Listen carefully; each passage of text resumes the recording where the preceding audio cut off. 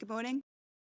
It's now 9:30 and I'll resume the hearing into the appeal made by Aldi Stores Limited against the decision of Wealdon District Council to refuse planning permission on a hybrid application comprising a full application for the erection of a food store, use class EA with associated access roads, parking, servicing area and landscaping, an outline application, all matters reserved except for access for the erection of a care home, class C2, with associated access roads, parking, servicing area and landscaping, at land off Eastbourne Road, Polegate, BN26 5DD. This is the second day of the hearing. I don't think we have anyone who wasn't here yesterday. Everyone in the side was here yesterday. And yeah. Are we expecting virtual attendee? We're not, unless there is a good reason to do so. They're on standby just in case. And was it possible to check whether there was a fire drill or test? Nope, so same procedure as yesterday should the alarm sound. As yesterday, please do turn off your mobile phones or switch them to silent, and if anyone was wanting to record the event, then please do not do so without my permission. So the outstanding matters still to cover from the agenda today are the benefits of the proposal and planning balance, conditions, planning obligations, any applications for costs and closing. So we do still have a fair amount to get through. In terms of timings, I'll take a break late morning and then for lunch if we're still sitting, but please let me know if you need a break or one would be helpful at any other time. Does anybody have any questions or concerns about the general management of today's event? Not for our part, thank you.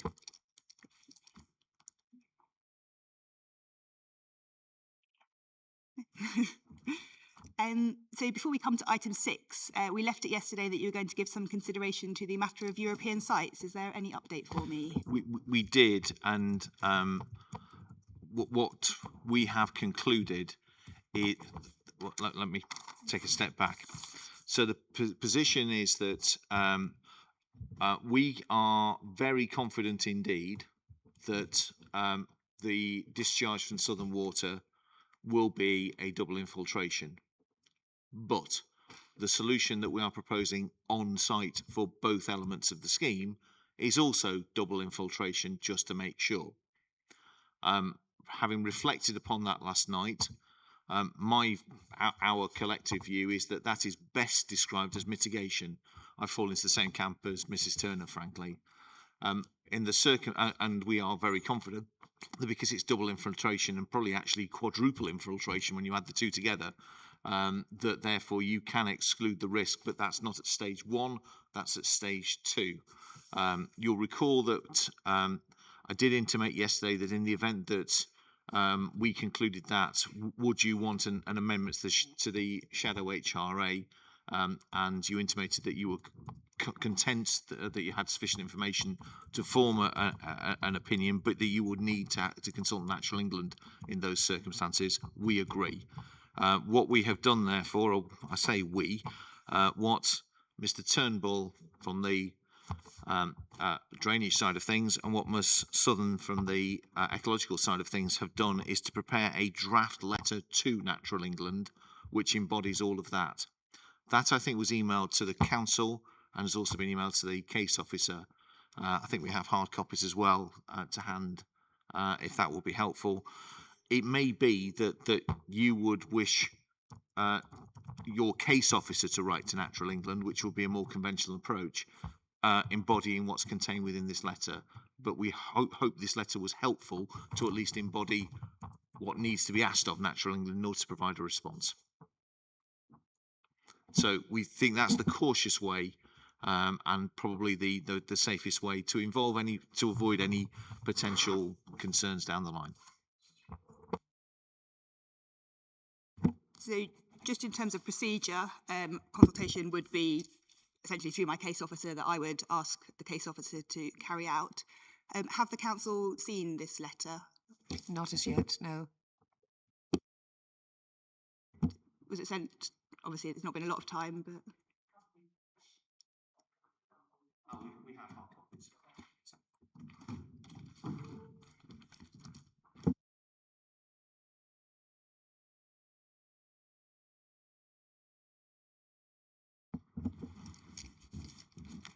It's a single page. With the council just a couple of minutes to look over it now, or would you like to, in perhaps the mid-morning break, just to make sure that you're comfortable with? We can do it at the break to save sort of delaying your programme effectively. Okay, so I'll just make sure that the council is able to have a look over that, and we'll come back to the answer to that then. Of course, it's not been sent for obvious reasons. If there's any additions the council want to make to the letter, obviously we're open to those additions. And it may be that we could revisit that perhaps towards the end of this morning at that point. And equally, we are happy to send it and for it to then be referenced in your case officer's letter, or equally happy to send it, whichever you would prefer, frankly. I think, well, we'll come back to it once the council's had an opportunity to look, just in case we need to consider any of the details. So we'll come back to that later this morning. Thank you. So we can come then, unless there's anything else that anybody needs to update. There is one tweak to the 106 that I just need to mention. Within the figures for the highway contribution, there are effectively 3 figures. One was the 230-odd thousand, one was the 70-odd thousand, and one was the nil figure. When it comes to the discussion, we've reflected upon how that should be cast, because the 230-odd thousand is essentially the 200,000 figure is essentially the 270,000 less the 35,000 contribution. We think it's actually better to have the 270,000 figure, and for that to be and for the definitions to be tweaked within the 106. And the nil figure will be coming out of the 106 obligation, but we'll explain that in due course if we may. But that's, I think, the only additional point to make. Sorry, just also in respect to the 106, there was an issue mentioned yesterday about the footpath that was referred to in the UU. We're proposing that we append a plan identifying that footpath, but again, that plan will follow later on today. It'd be really helpful if we could discuss that.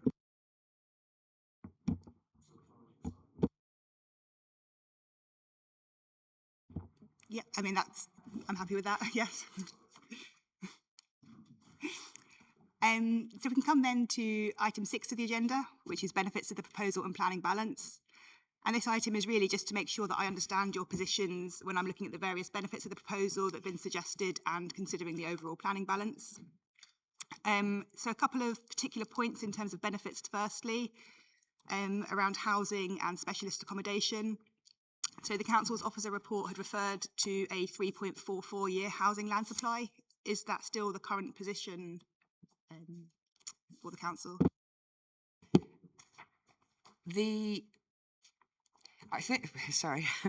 MPPF obviously came out on Tuesday, and as I understand it from our policy, that we are no longer required to have the 20% buffer.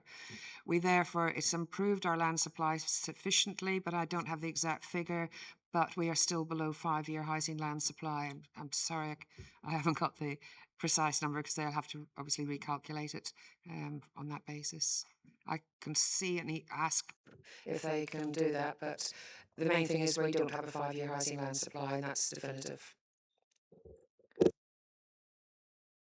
So it's likely to have improved from 3.44 years, so somewhere between there and 5 years? Yes.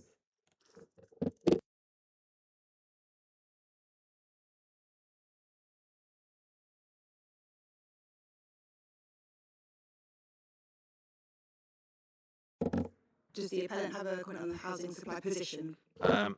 Well, providing the position is that it's significantly below 5 years, I don't think that opens a can of worms of looking to investigate that.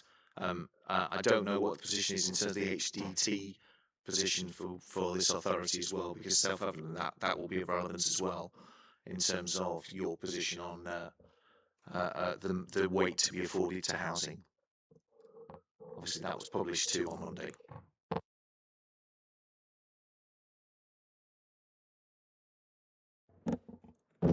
Is the Council aware of the housing delivery test? Is that why you said that the 20% buffer is no longer required? As I understand it from our policy team, late on Tuesday, they said it's changed, that we no longer are required. It's the standard 5% buffer as opposed to the 20% buffer that we are required to deliver, so it improves our delivery, but we are still below, as I say, the 5 years. I can't quantify. It's obviously just a short time from that having been published, I'm afraid.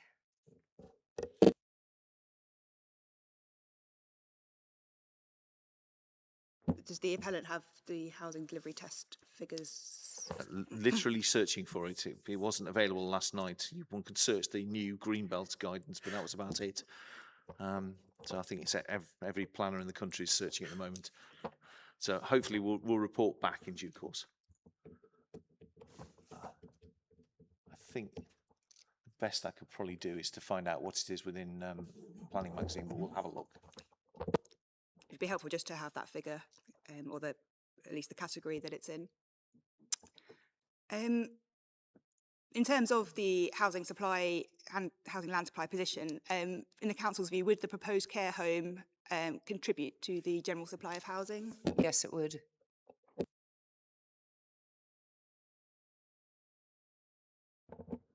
Your officer report also referred to the Council's evidence base as identifying a shortfall in specialist accommodation for older persons, the role that care homes can play in meeting this need, and it said that the care home would make a valuable contribution to meeting the needs of the ageing population.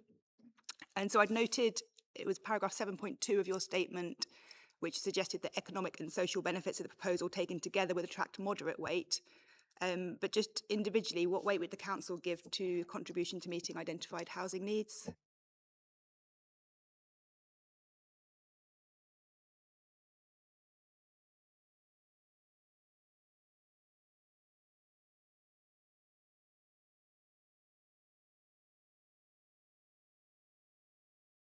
So I don't know if that takes account of, I think it's policy H07 of the revised framework, which refers to substantial weight given to the benefits of providing homes which will contribute towards meeting evidenced accommodation needs of the community, including homes needed for different groups. So on that basis, would the council say substantial? Or? Substantial, yes.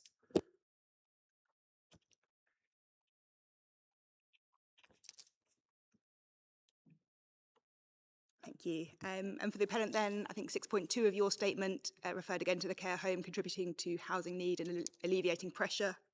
How much weight would the appellant consider that should attract as a benefit? Significant weight or substantial. You said or, one of? Substantial on the basis of the H07.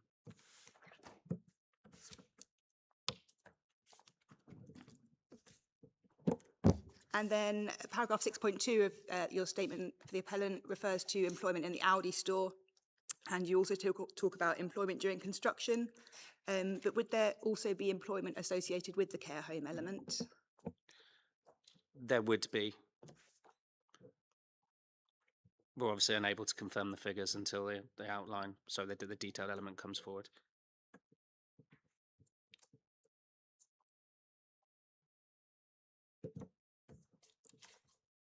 And so how much weight does the appellant consider should be given to economic and employment benefits? Well, taken with also the retail, the delivery of the retail use substantial weight.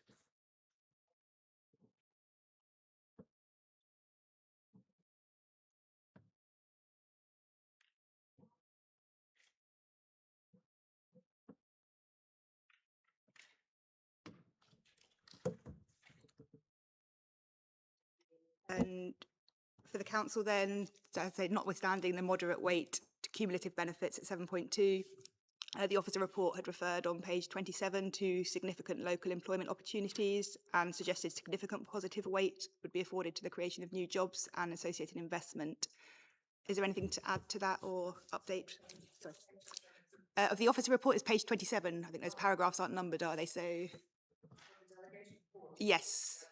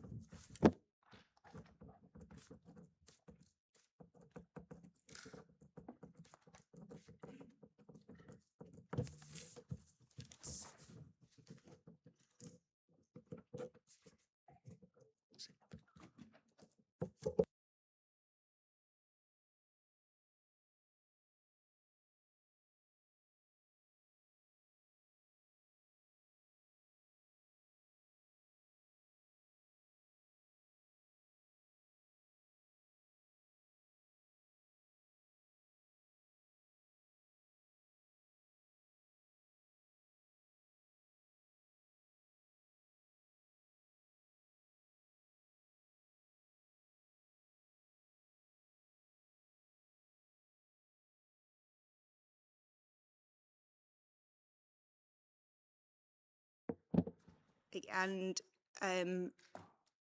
as for wider social benefits, for the appellant, you refer to the provision of an anchor low-cost food store offering an alternative option for food shopping. When you refer to delivery of retail, does that kind of cover that benefit in your previous response as to weight, or is it a separate benefit? I've considered the benefits of. We have considered the benefits of retail use in the round. So it's as per the officer report, page 18, addressing an identified shortfall in choice and accessibility, enhancing consumer choice and competition, retaining expenditure within Wealdon district, reducing leakage to larger centres further afield, supporting link trips due to proximity to the town centre, and strengthening the local convenience retail offer in Polegate. We give substantial weight to.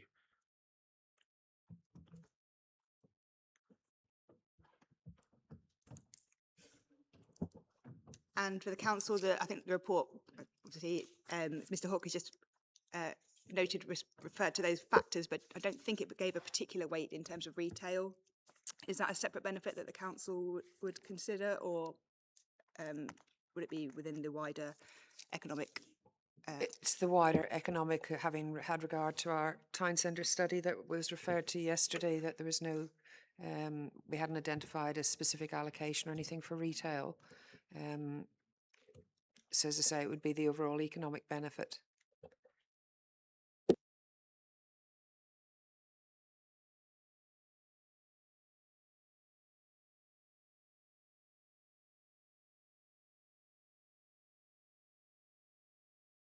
You'll recall we take a different view through the evidence of Ms Moss in relation to that point, but you'll see the documentation, the references we took you to yesterday, and the extent of the need we say exists.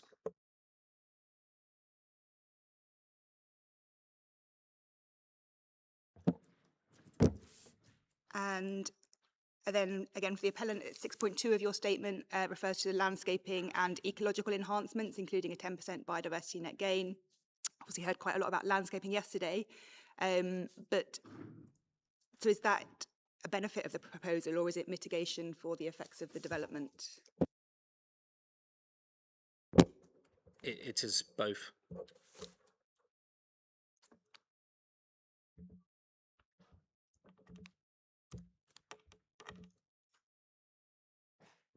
And so do you give landscaping weight as a separate benefit of the proposal? We do. We although there is a loss of trees, we're increasing the number of trees and canopy cover over time, which we're applying moderate weight to.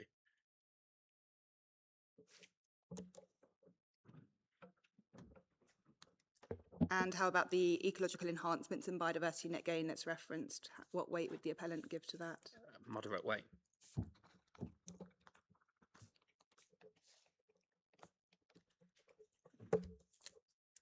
And what's the, how do you arrive at moderate?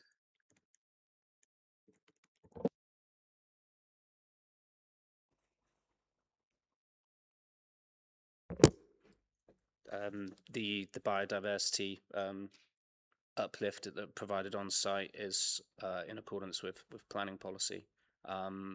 The quality of trees that are being provided on site are higher than the ones that exist in the long-term scenario as identified by Mr. Wilkinson in his evidence yesterday. Just to check there, because I think you said there'd be a biodiversity uplift on site in accordance with policy. I think my understanding is there'd be off-site. Sorry, I meant yeah, on-site plus off-site.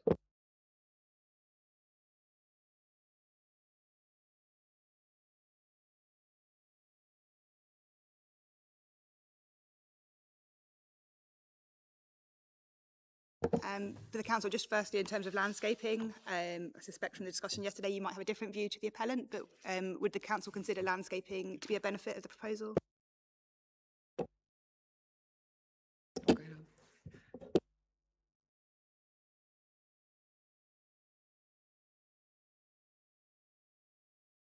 And in terms of ecological enhancements and biodiversity net gain, is that a benefit that the council would afford weight to? We understood that the BNG, and having regard to that, that it was off-site, I've been advised, but you're saying that some's on-site, some's off-site. As far as I'm aware from my colleague, we haven't seen an updated details. The metric, meeting the metric is off-site, but our position is that there will be additional areas of planting. That's the increased depth of frontage planting in terms of the trees on the front, which is our position. That's slightly different from how the metric is calculated. Yeah, so in terms of enhancements, no, we don't give that particular weight, or any, basically no weight to it. Is that because of it being off-site? Primarily being off-site, and the planting itself is the landscaping. It's not specific mitigation measures that are, you know, in terms of care home, that would obviously come through through that. But what has been indicated in terms of some of the enhancements, they're very minor proposals, which seem to relate more to the care outline application, and therefore we'd give it no weight, basically. Because it wasn't.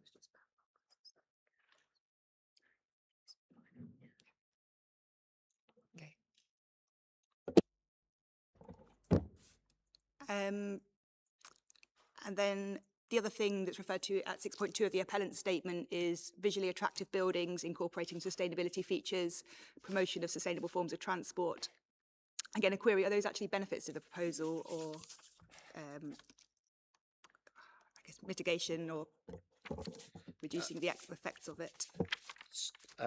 Yeah, absolutely. They are benefits of the proposal. Let me just get my correct notes. So in terms of the highways benefits, we are providing a new footpath through the development, which is being secured for the lifetime of development, providing links from the north to the south. We are proposing highways improvements, including contributions to the Hailsham, Polegate and Eastbourne Movement and Access Corridor Improvement Scheme, or the HPE MAC, which include improved cycle lanes on Eastbourne Road and bus infrastructure improvements on Eastbourne Road.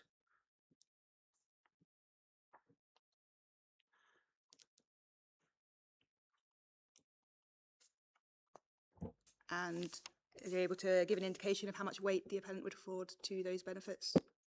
Moderate weight.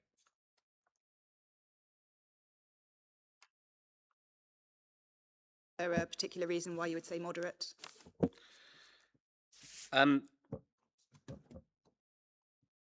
Because they are contributing to an existing improvement scheme, and they are provided in addition to the wider benefits of the development.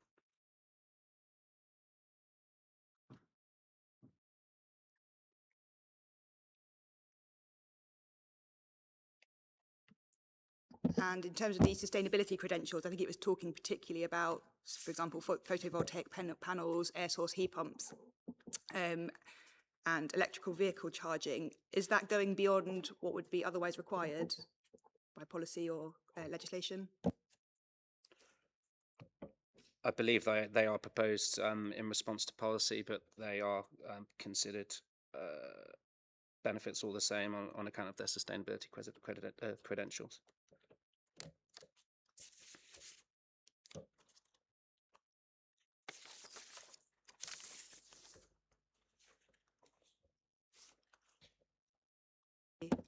And coming to the council then, just firstly in terms of transport and the benefits that the appellant considers there, is that a benefit as the council would see it? No, are you including, because you mentioned something about design earlier, are you including that? You mentioned... There was also visually attractive buildings, yes. Yeah. I didn't pick that up with the appellant. No, I mean, visually attractive buildings, we would expect any scheme coming forward. I certainly wouldn't give that any weight to justify the development. The highways works that they were classed as, council would regard those as mitigation, as they're actually necessary to access the development, and for obviously the users of the food store to actually have ease of access to it as, from that point of view. But it is basically serving the development. Sustainability, mitigation for climate change, I'd give it no weight effectively. Every development has to provide those, so it's nothing unusual, and it's part of the normal functioning of any functional requirements of any application.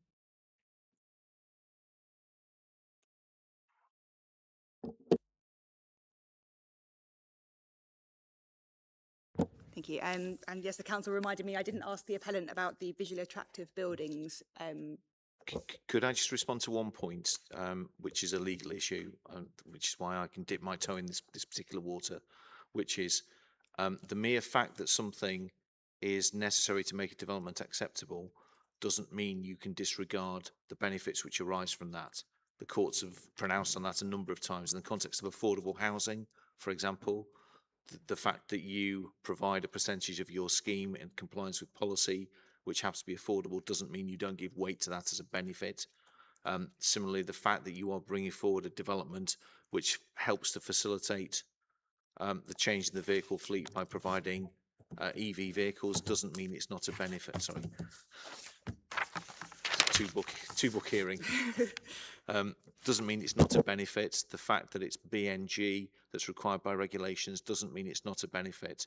So just to address the point that's just been made, the mere fact that something is necessary to make a scheme acceptable doesn't mean that you then put it into the not benefit category.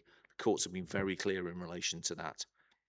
So, by way of example, having a building which has sustainability measures in it, has EV vehicle charging, you can't just disregard it because that's what any development would be required to do. Any residential development would be required to provide affordable housing, and nobody would sensibly argue you don't give weight to affordable housing, by way of example. If necessary, I'm happy to provide you with authority on that, but I suspect that's probably a proposition you're well familiar with. For example, bringing back an underused urban site is self-evidently a benefit which would occur from any use of the site, but it's still a benefit. Can I please just provide a clarification on the council's assertion that the highways improvements in particular are all required to facilitate the development? So the provision of the pedestrian link for all the way through the site from north to south, it doesn't need to go all the way to the south to provide access for the development, so that is an additional benefit.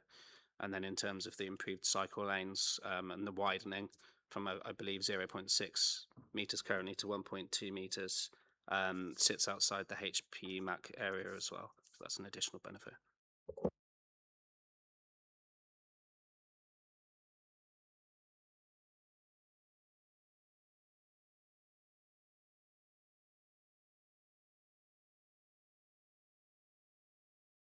But was there anything that the appellant wanted to add in response to the visually attractive buildings? Nothing further to add on that. Thank you. If I can just come back to just your point on the footway going from north to south not being necessary, not understanding what the continuation is. There's no requirement to provide a footpath access to the Vistry development. That's been provided in relation to consultation from the Highways Authority, who said they would like to see that, and that's why it's been proposed. So you don't want anyone from the Vistry development visiting your site? Sorry, that's not our case. Our case is what is required in planning terms, not what's required in commercial terms. Of course, my client wants linkages to everybody that can get to the Aldi site, but that's different from what's required in planning terms. But from a transport planning perspective, from a transport planning perspective, it's part of access and accessibility to be available to access the site by a multiple of modes.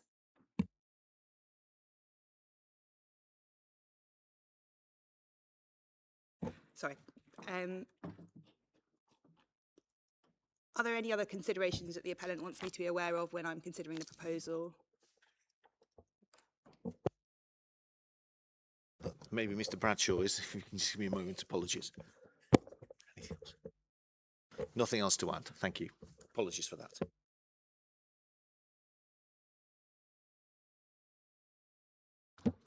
Just to check with the council, any other considerations or benefits that the council considers I should be aware of? No. So coming to the wider balance then, new framework policy S3 outlines a presumption in favour of sustainable development according to different policies, depending on whether development proposals are within or outside settlements. If I can ask the council first, looking at the definition on page 112 of the framework, I think it's 114 on the PDF, and the reference to land which is allocated and will form part of the built-up area, and I've noted reference to strategic growth area SD4. Is this site in a settlement for the purposes of the framework?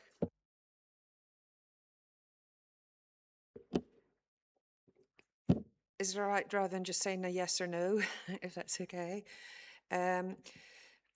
Just in terms of, because obviously, as you say, the settlement definitions refers to including land which is allocated.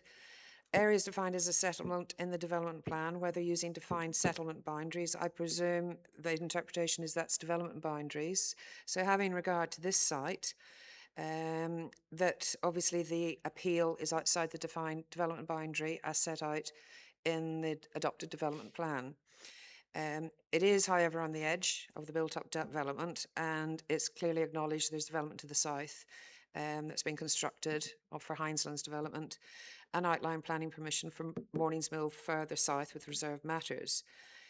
The council's view, however, is it is not an allocated site, and it does, although it lies within the strategic growth area of the core strategy.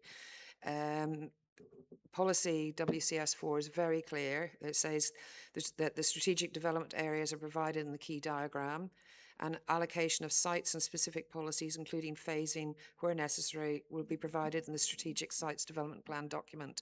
And that document was actually withdrawn in May 2015.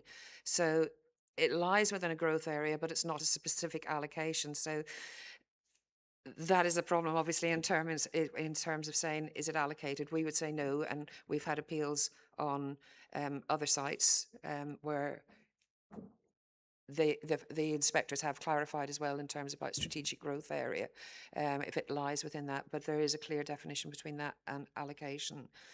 To check, was that policy reference, was that WCS4? It's WCS4, and it's the bottom of WCS4.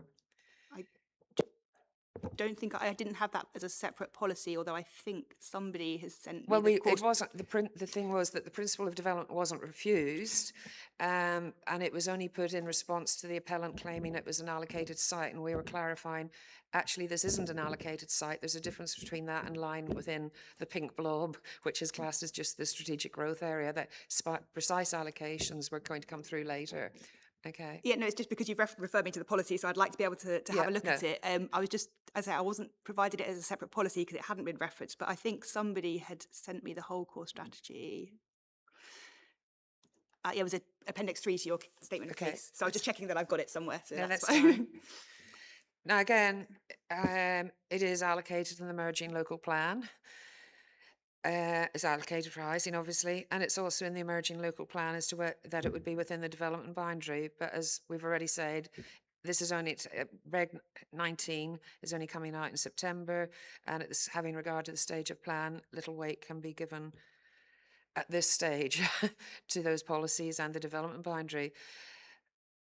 So if we're having to go on the basis of the development plan, we would say that it is outside the definition of settlement, although obviously if you were having a pragmatic approach, you'd say, well, there is development coming forward. This is why when I'd referred to S5, that was weighed up on that basis.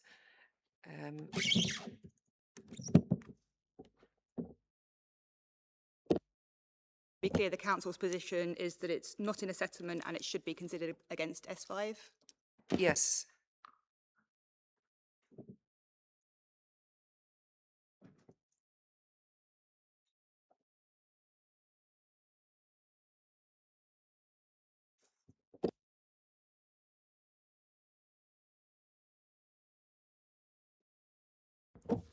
Thank you.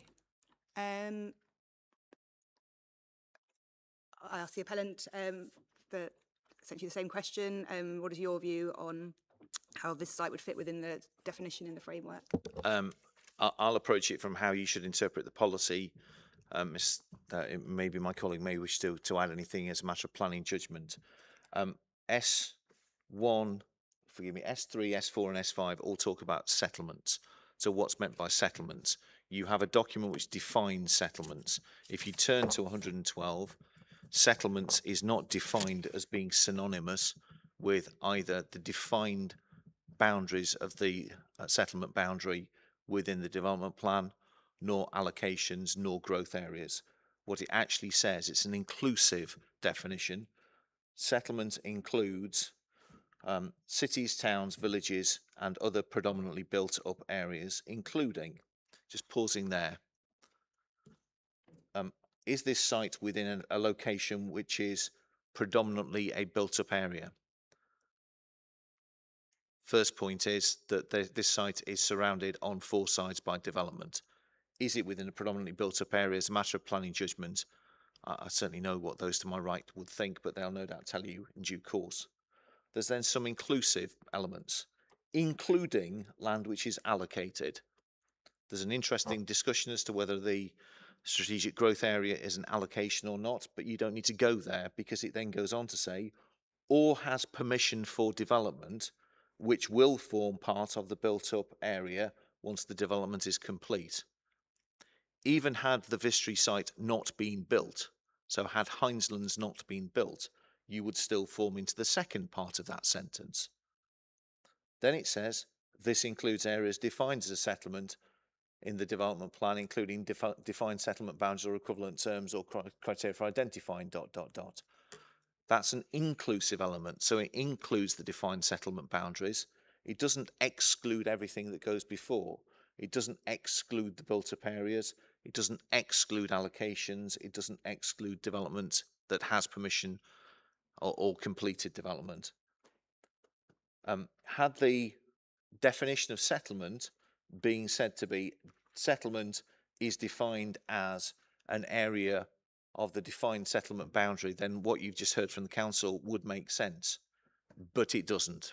It's a much more expansive term. It then tells you what isn't included, and it talks about hamlets or scattered groups of houses, etc., which we needn't trouble ourselves with. So this notion of being land which is included, which is part of a built-up area, land which has permission for development, and will one day form part of the built-up area, we fall full square in relation to that, I apprehend, is what my colleagues will say. You'll recall last night I intimated it's also worth looking at the footnote 28, which is on page 26 of the hard copy of MPPF. And this is falling in respect of land which is outside of a settlement, and it's a footnote to part 1JI, so be physically well related to an existing settlement, and it tells us what's meant by that term: where development proposal is located outside a settlement and is separated from the existing built-up area by virtue of being beyond the edge of an allocated site that has yet to be fully developed. Consideration should be given to whether the proposal is in a suitable location, etc. Separated from the built-up area. It would be an abuse of language to suggest that this is a site which is separated from the built-up area. It may once have been, but it isn't anymore. So the allocation point goes nowhere because of the way in which these terms are defined.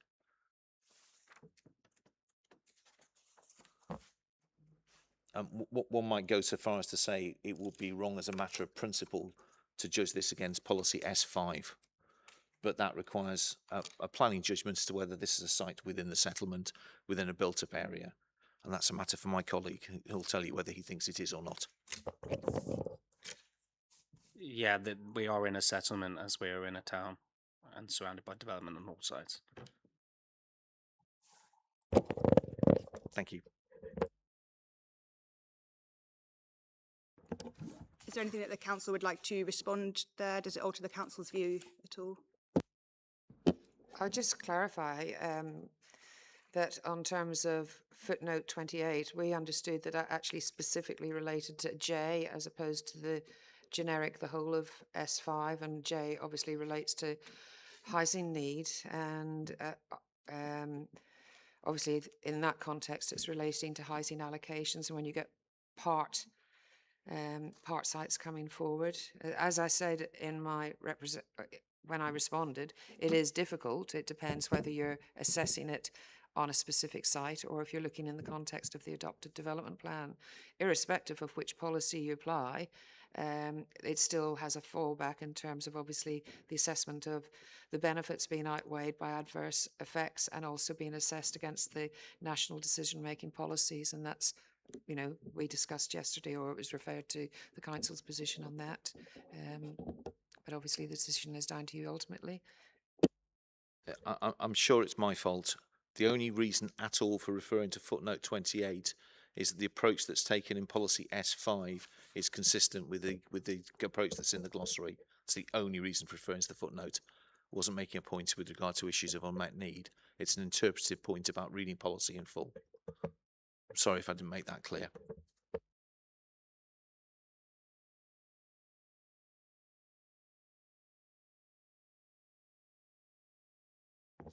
Obviously, that's something I can take a view on as to whether it is in assessment or not, but just so that we cover everything in either scenario. Firstly, for the council, if I were to disagree with you about whether the site's in a settlement, are there any comments that you want to make now about how you would consider policy S4 to apply in this case? Well, as I just alluded to, that in terms of S4, Part 1, obviously it's the balance of adverse effects when assessed against the national decision-making policies in the framework.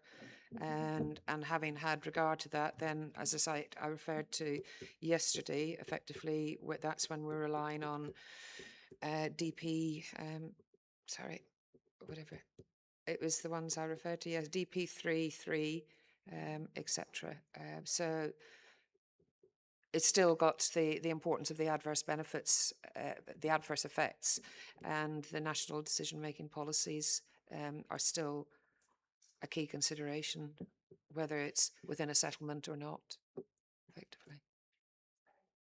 Just to be clear on the council's position, though, looking at part 1 of that policy, are you saying that the adverse effects, well, that the benefits would be substantially outweighed by any adverse effects, using the words of that paragraph? Sorry, hang on.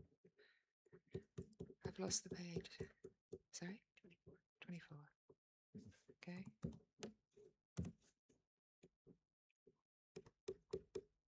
Sorry.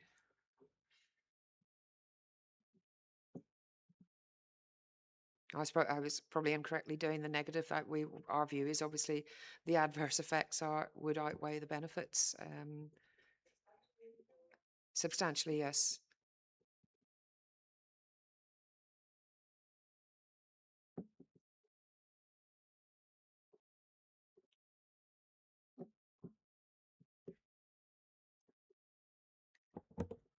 I anticipate the appellant may have a different view, but how would the appellant see policy S4 to apply?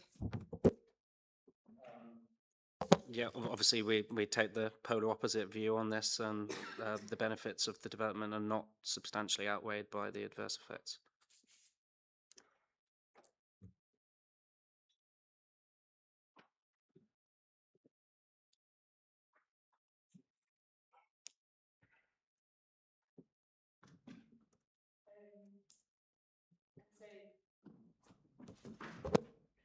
Thank you.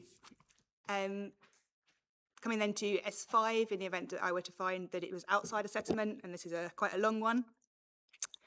Is there anything the council you'd like to kind of summarise, or how you consider S5 would apply in this situation? Yes. If it's all right, can I just going back to the S4, we'd also flag up the Part C, which is the clear part that says failing to comply with one of the national decision-making policies, which state development proposals should be refused in specific circumstances.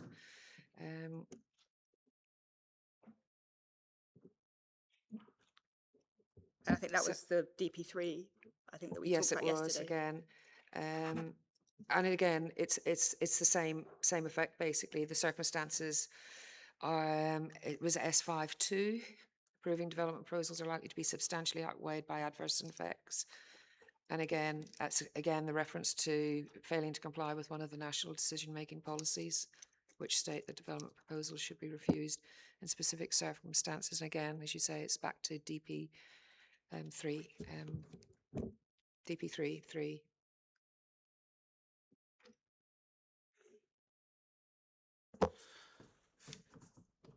Inspector.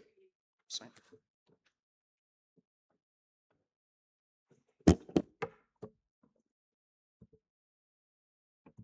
Sorry, Mr. Hawke, please. Just to reiterate our position yesterday on policy DP3, which is that Part 3 states that development proposals should be refused if, without clear justification, they conflict.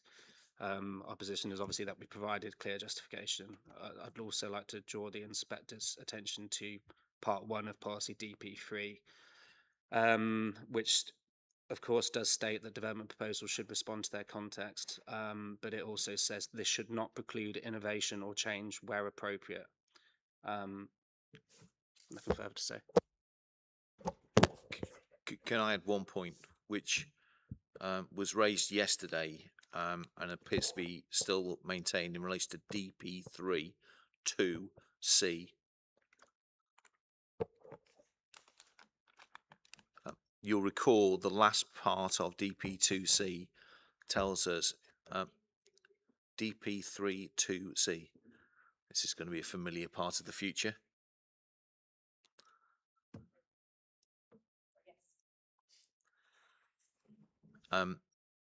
So this is in the context of development proposals. It's not dealing with the moment that a development is finished. So when you are judging whether a proposal maintains and enhances tree cover, one is not judging it simply on day 0. One is forming a view about day 0, day 5, year 15, what the overall effect is of a development. And it was suggested at one point yesterday that that's essentially how you should be approaching DP32C, which will be an error for reasons that you heard yesterday. So I'm not going to dip my toes into the water of actual expert judgments, but in terms of interpretation, it's the development proposals, not the development proposals just on day 1. That's a mistake. So it doesn't mean maintaining an existing tree no matter what. It means forming a judgment as to whether a proposal will maintain and enhance tree cover over its lifetime.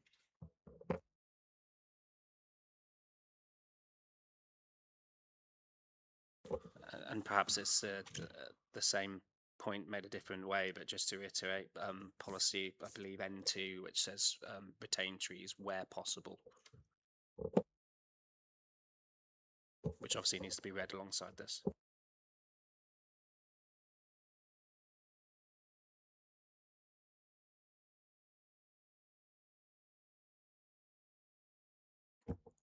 Thank you. So,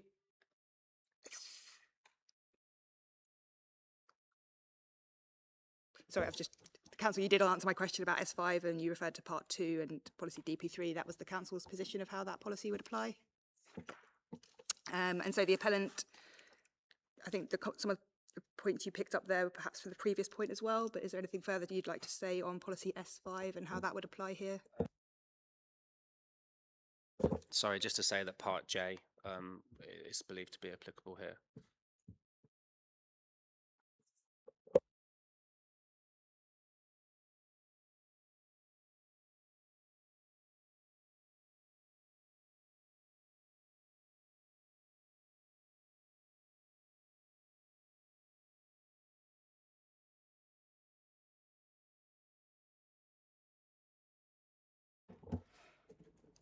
And just to check them with the Council in terms of policy S5 part J, we talked about unmet need for housing, but in terms of part I of that limb, does the Council just agree that they would be physically well related to the settlement and of a scale which can be accommodated?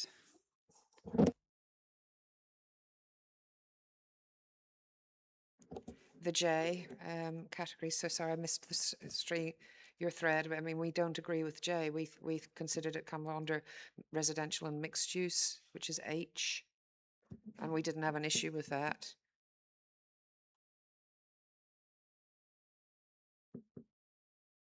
Bearing in mind that it isn't just a housing site with the care home, you do have the retail.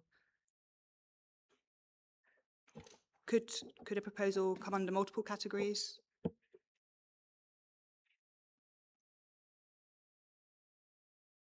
Technically, I suppose it could, yes, but it's, as I say, if you're considering J, then obviously I would say H as well.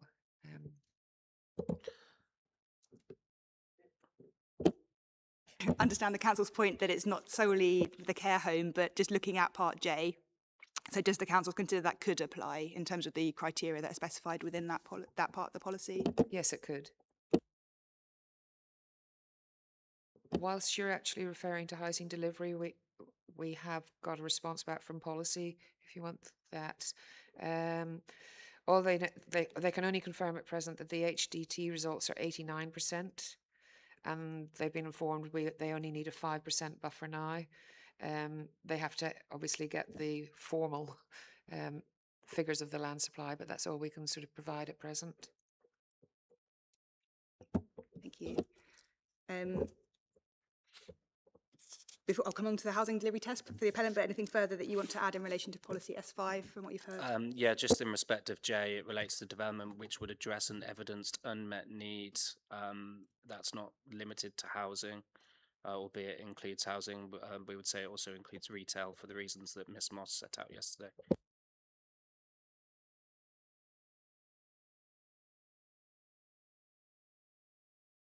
And because it's come up at this point, had the appellant had a chance to have a look from your point of view as to the housing delivery test results, or have a different view to the council on the result? I have to say, government website's still not working in relation to that, so happy to accept that that's the 89%. If it's wrong, I'll keep searching in relation to that, but happy to accept that. Obviously, if you fall below 95%, you're in the penalty section, and 89% means that delivery for the last couple of years has been 11% less than the minimum expected by government. But you'll therefore form a view as to the fact to whether that constitutes an unmet need in general terms, given that there is therefore a failure against the HDT and also a failure against the 5-year land supply in relation to J.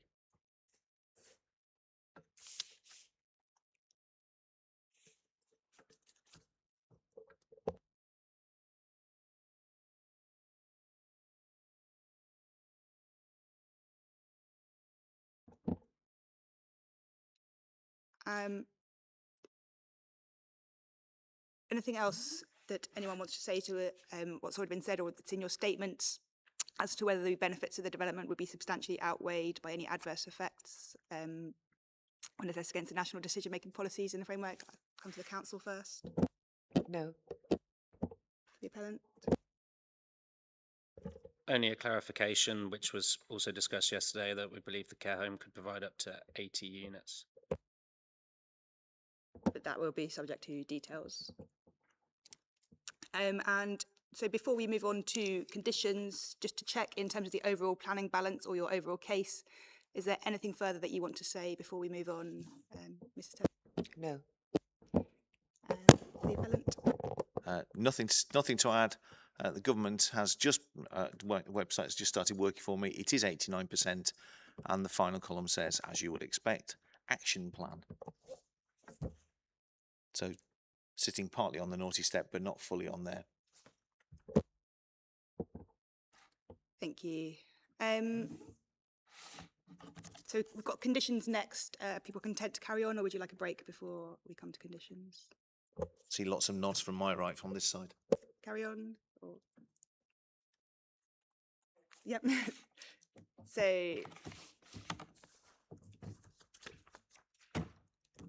as I said yesterday then, discussion of conditions is standard practice. It doesn't indicate that I've made up my mind on the proposal, and the discussion is without prejudice to the council's position that permission should be refused. Have the parties got copies of the conditions? I have a printout of a track change one that was circulated to the appellants this morning as a basis for discussion. They've come back with some other track changes. So if we work from the track changes, we thought best, and then we can provide you with a clean copy if that's all right. Yes. Because they've changed from earlier. I thought we'd agreed that was the appropriate, probably the best, but it's subject. So this is track changes that the council had circulated? This is one that we circulated this morning because it takes into the points that you wanted: the landscape management plan, readdressing the surface water drainage, and some of those aspects. So, and they were sent through, and also in response to some of the comments that the appellants had sent through us just prior to the hearing that we hadn't had a chance to look at. So, and they've come back with a few things, and I think there's a couple of items that will obviously emerge through discussion, and then we can do a clean copy on track, if that's all right. I think it might be helpful to have a tracked version as well, just so I can see what has changed. So the appellant's got a copy of this already. So you are going to have to bear with me because I've got now multiple different versions of conditions that I've been looking at. So is this the appellant's? Yes, yeah, that's our track changes, and that's an additional condition at the end.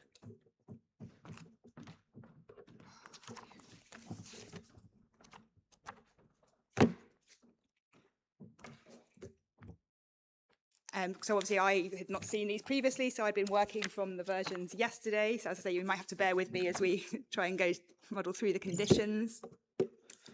So I had reviewed the conditions in light of the tests within the framework, which require that conditions are necessary to make the development acceptable in planning terms, relevant to the development and to planning considerations generally, sufficiently precise to make them capable of being complied with and enforced, and reasonable in all other respects. I wasn't intending to go through every condition in detail. I didn't have questions or comments on all of them, but I do have some points that I want to raise for discussion. I'll also say that in the event that I were to allow the appeal, I may make slight amendments to the wording of conditions for the sake of clarity, consistency or succinctness where it wouldn't change the overall meaning or what is required. Not really sure how is best to go through these now. So just to be clear, in terms of the track changes, the appellant, do your version include both lots of tracking? We've highlighted sections that are quite limited. I think maybe it's easier if we go through the council's tracked version and then we can just add on top of that. I think that would be helpful. So again, I'm just having to compare my notes now to these ones. So condition 1, time limits, I didn't have any comments. I'll just look up to check if there's anything. No. Condition 2 on the approved plans, I think from what we said yesterday that it should include the site access arrangement plan. Is that? We're happy for that to be included.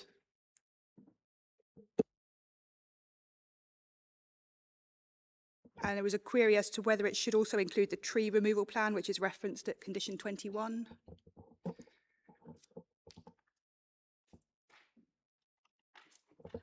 Yes, please. Thank you. Would the appellant have a different view on including the tree removal plan? I think that's fine.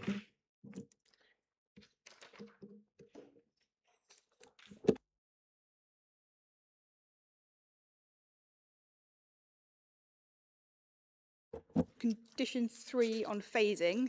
At the moment, it sits in a section on conditions relating to the full element, but I wondered if it would be better in the section on conditions that apply to both the full and the outline, given what it concerns. Yeah, that's fine. Yeah.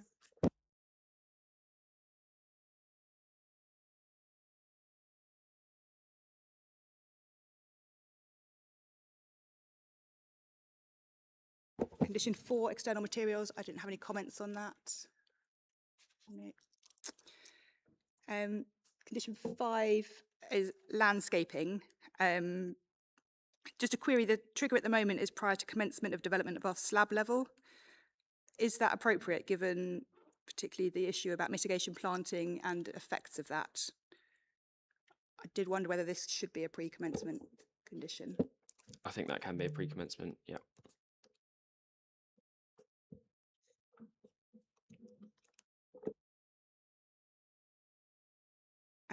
Is the reference at Part D to tree and hedge planting different to what is required by Part C?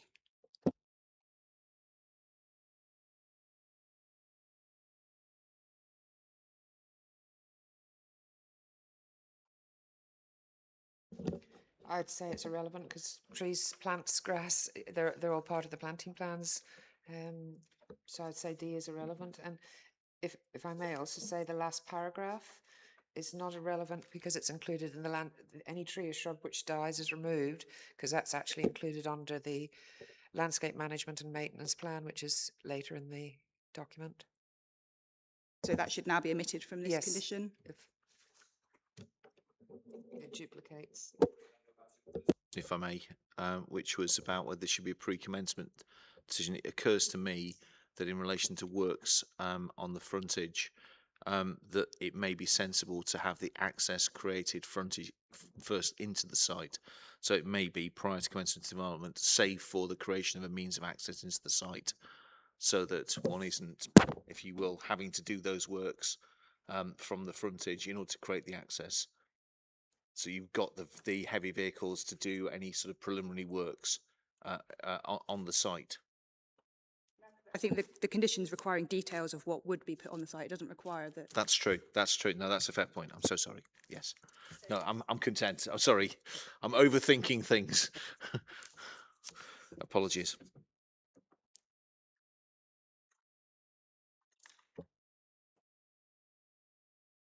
Condition 6, plant noise assessment. Don't have any comments on that. Condition 7, external lighting. So I'm just looking at, it's now come out of the track changes. Because it completely duplicates the one that's later. It's pointless. So it's better to have the main one that covers both outline and planning. Because I think that was something that I had queried in my pre-hearing note. Yes, I and noticed yeah. in your pre-hearing So- notes, and when I went through today, I noticed, yes, it is a duplication. Apologies for that. So the appellant have any concerns about removing? No, conditions? happy for that to be removed.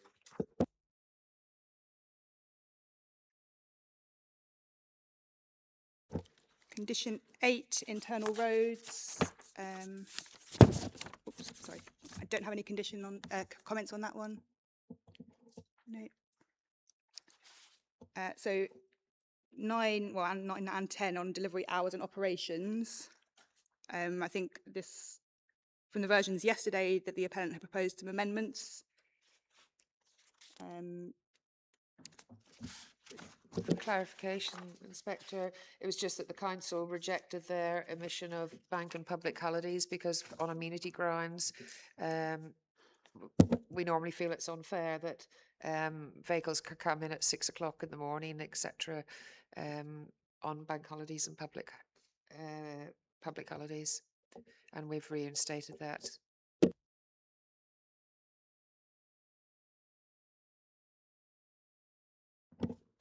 Does the appellant still consider that it should omit or take out the reference to bank and public holidays? Our original position was that the store would operate as usual on a bank holiday. Leave the hours as 8 till 8, 6 till 11 on Mondays to Saturdays and 8 till 8 on Sundays and bank and public holidays. Correct, yep.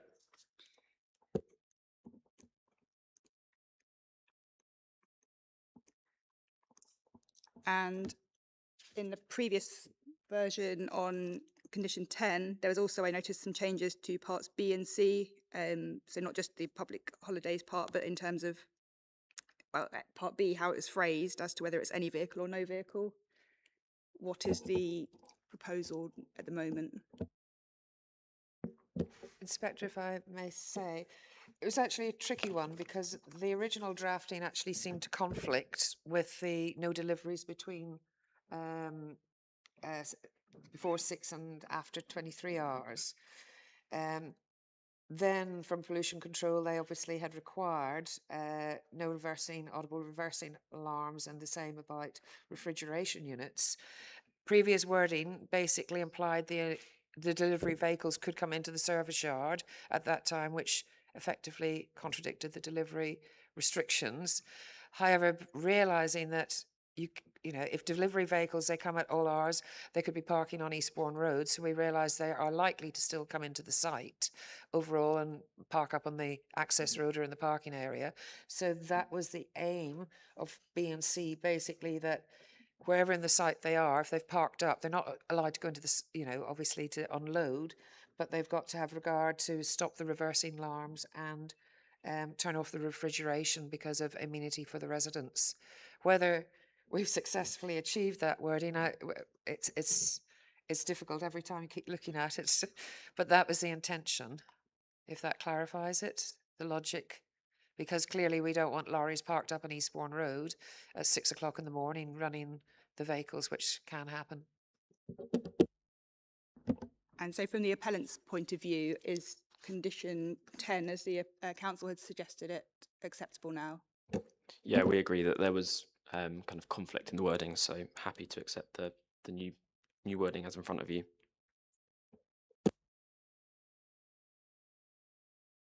Condition 11, a use restriction. I don't have comments on that. Coming to the outline element conditions, 12 on the reserve matters and 13 and 14 time limits. I don't have any comments. No. I've noticed the numbers have changed now, but what was 15 parameter plan? I don't have comments on this one particularly. But does there also need to be an additional plans condition under the outline element to require the outline to be in accordance with at least the location and the access arrangements plan?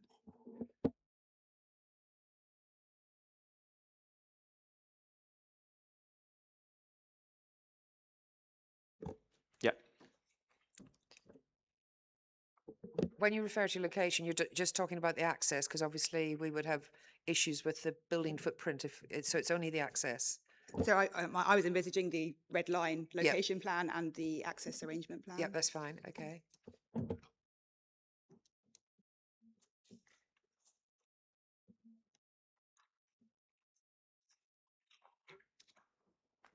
(16) noise assessment and attenuation. I haven't got comments there. 17 code of construction practice. It was a query whether the condition at the moment it refers to no development shall commence, but other conditions such as 25 had referred to no development including site clearance, vegetation removal or groundworks.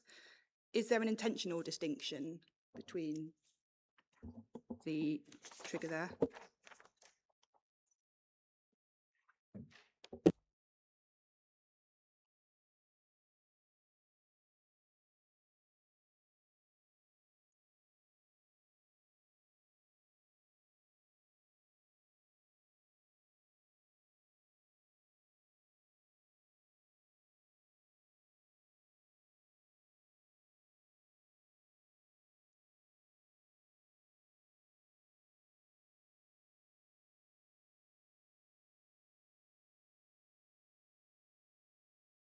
Inspector, if I just looking at colleagues, we think that should actually include, ground clearance, clearance of vegetation, because you're going to have machinery on site, and therefore there's going to be a need to ensure, in terms of, depending on the weather, put some elements of that code of construction practice or on site. So I would say it should include the clearing of vegetation and groundworks.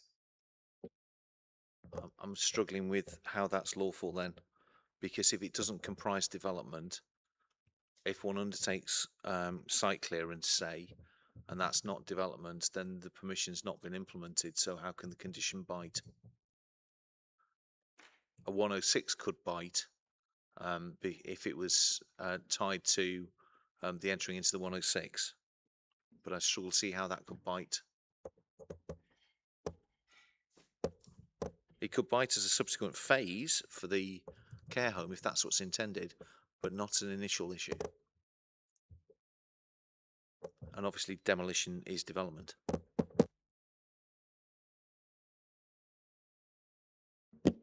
I wasn't aware there was anything to be demolished on site, so we were just saying site clearance or groundworks. No development shall commence including site clearance or groundworks. So I'm looking at condition 25, which says no development including demolition. Well, that then should be, obviously that needs to be deleted. And but we were talking about the code of construction practice, and that's really wasn't it? Condition 17 we're talking about. No development shall commence, and in response to the inspector's query, when there are other ones, I would agree that it should really also include site clearance or groundworks, because you are going to have vehicles going in and off site. You are going to need wheel washing. You are going to need measures basically to stop dust generation and things like that. And I completely agree with that. But the point is that if it doesn't comprise development and it's the initial element, then the condition isn't enforceable, because the condition only bites at the point that development is commenced. You could only have a requirement to ensure that CEMP is in place in a 106, which can be enforceable before development is commenced. This is purporting to enforce things prior to the commencement of development, unless it's directed towards the phase, i.e. the care home, in which case it would be enforceable because the development would have been commenced, which is why I drew attention to condition 25, which is Madam Inspector's point about elsewhere this is included.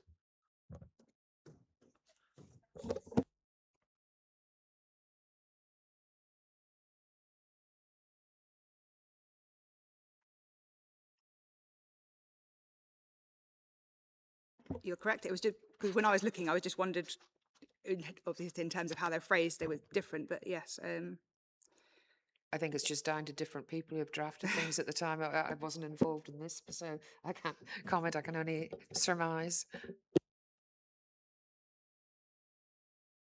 Which means it's the same point.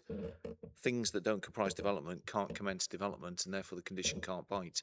So if this is something the council want, and I'm not seeking to push back in relation to that, it could only be in the 106. It can't lawfully be imposed by virtue of section 72 because it's purporting to control something prior to the commencement of development. Sorry to make the point again. Can I ask a question on this one? Because it does read no development shall commence, and it includes groundworks or works within the public highway. Surely that constitutes development because the extent of the verge would require practical engineering operation, which would fall into development. So that would be development. So to create an access into the site would be development. I wasn't really picking that point up. If it's in the red edge, then it's development referable for the permission. If it's outside the red edge but in the public highway, it's pursuant to PD and isn't a commencement of development. As I say, I'm not pushing back on this. It's a legal nicety. If this is what's being sought, the only means it can be done if it doesn't comprise development within the site. The only lawful way it can be done is through a 106, and I'm happy to take instructions on that. Part of the access is in the red site boundary. The bell mouth of the vehicle access is within it. But I don't, unless I'm misunderstanding, I don't think there's any dispute that that would be development. And Correct. in terms of the condition says no development, so there would be no development could carry. Within the red edge, development works are developments and commence. That's not my point. The point is, if it's outside the red edge but in the public highway, it's not controllable until the development has been commenced by this condition. If it's not development at all, it can't be controlled by condition until development's been commenced.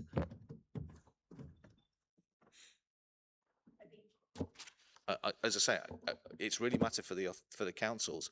If they want to control this within the confines of the law, the only way you can do it is in a 106.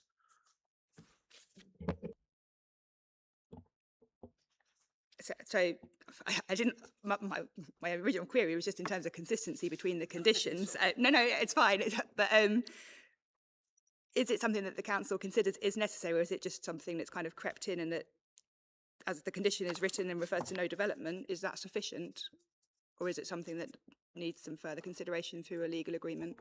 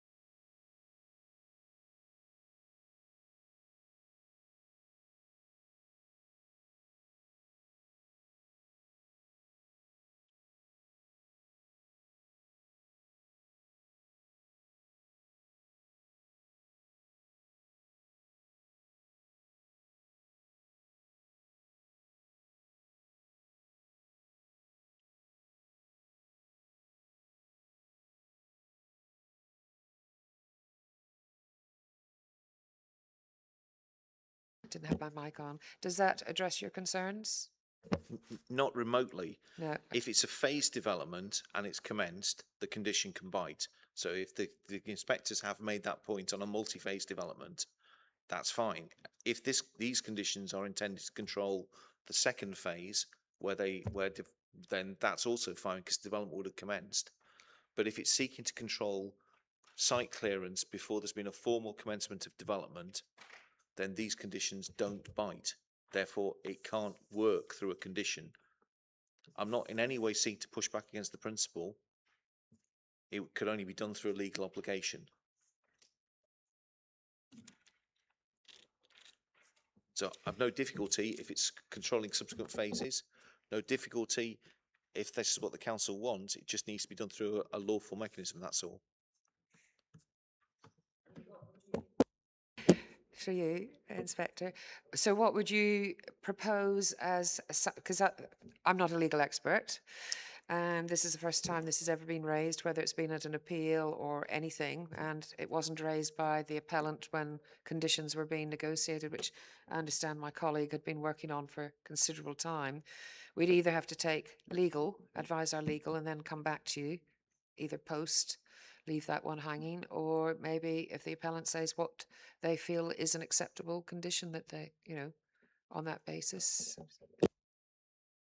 Just before I come to the appellant, I think you said that sometimes the council uses no development, which would then omit those additional points which Mr. Tucker is saying wouldn't be enforceable.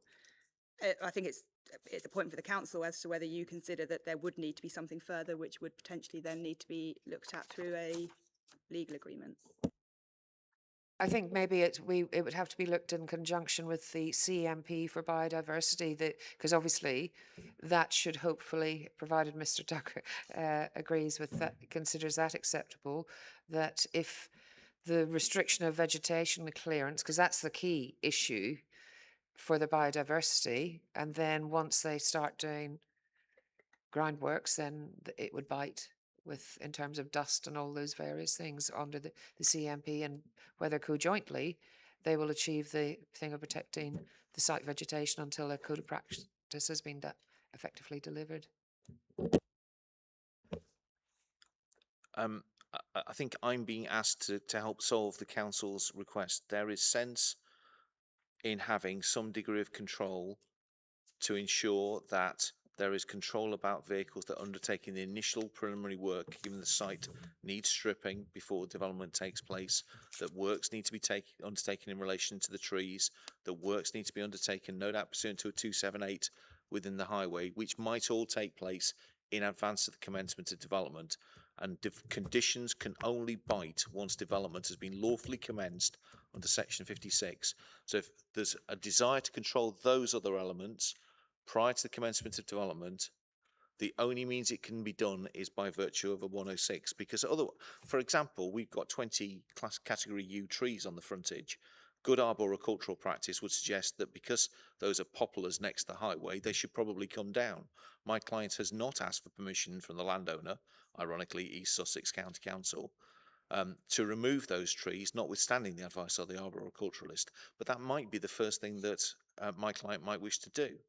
The council may wish to control that by virtue of having a CEMP in relation to that. Now, if they want that before the permission has been commenced, then, and if that's the request, my clients, I don't doubt, will be, just check where my clients are, make sure there's a nod. The representative of my client, I'm sure, is happy with that. We could amend the unilateral undertaking to ensure that, subject to getting the approval of East Sussex County Council as landowner. That wouldn't be a problem. So the real question is whether, as a matter of planning judgment, that's what's being asked of us. I'm not sure I could be clearer, but I'm happy to talk about it outside of the inquiry. A condition wouldn't work, but a condition would work for the care home phase.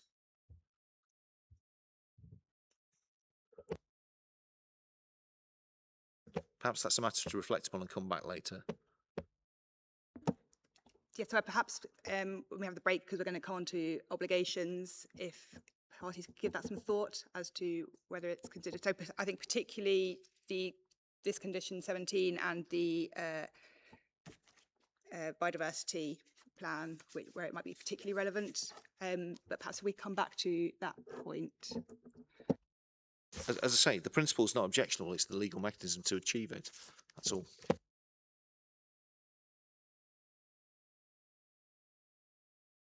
Just in terms of the detail of what is requested in this condition and whether it ends up here or in a legal agreement, there's just a query whether Part N and Q are necessary in addition to the measures that are specified at condition 25.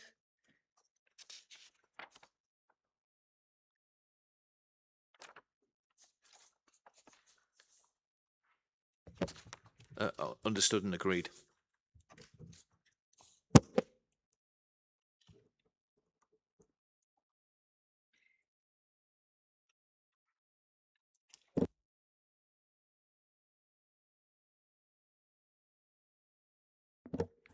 Condition 18, no particular comments. No. Condition 19, any comments there? Again, none from us. 20, arboricultural method statement, nothing from me. Still nothing from us. Again, 21, tree protection, I haven't got any comments there. Just querying on the ARBs, I presume the comments still relate about the no development shall commence, because it's still got the demolition, site clearance or groundwork, so that's going to be the same issue as has already been raised. Yeah, exactly the point. At the moment, the only control over the removal of the trees is wildlife legislation and Forestry Act legislation. They're not protected trees. So yes, if that's what the council thinks is appropriate, that would have to be within potentially a 106 if that's what the council are asking.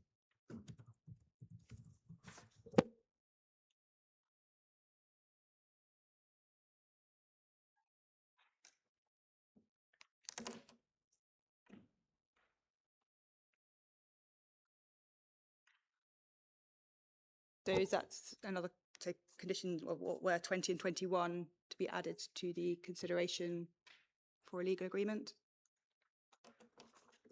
Yes. The St. America will take that under advisement.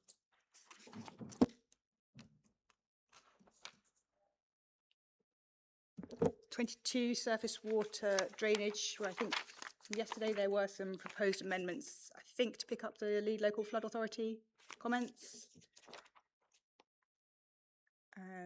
So I'm just looking at the council's version has changed.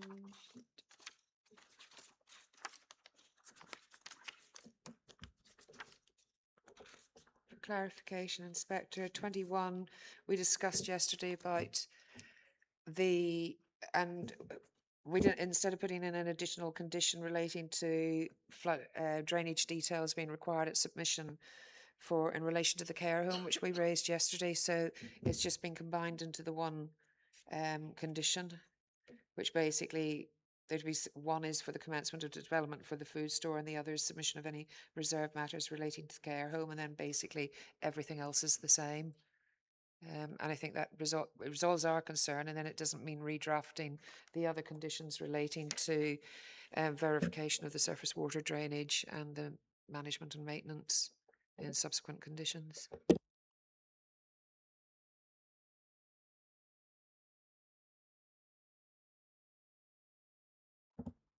In looking at the appellant's version, that it doesn't have the split between the food store and the care home. No, but we're happy with the council's wording for that one.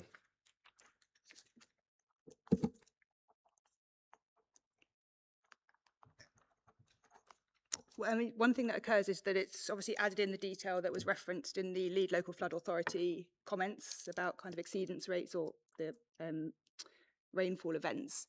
Is that detail that needs to be set out in the condition, or was it a matter that should be assessed when a scheme is submitted?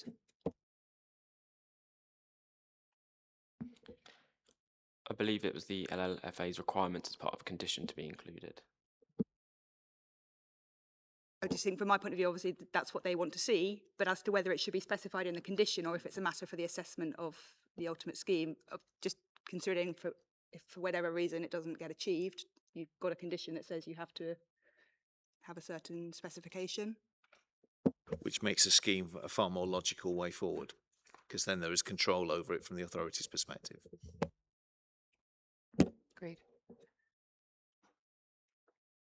So just to be clear, you would still require to submit the scheme essentially as the content was in the previous version, and then obviously both parties are aware of what the lead local flood authority is looking for when you're preparing that scheme.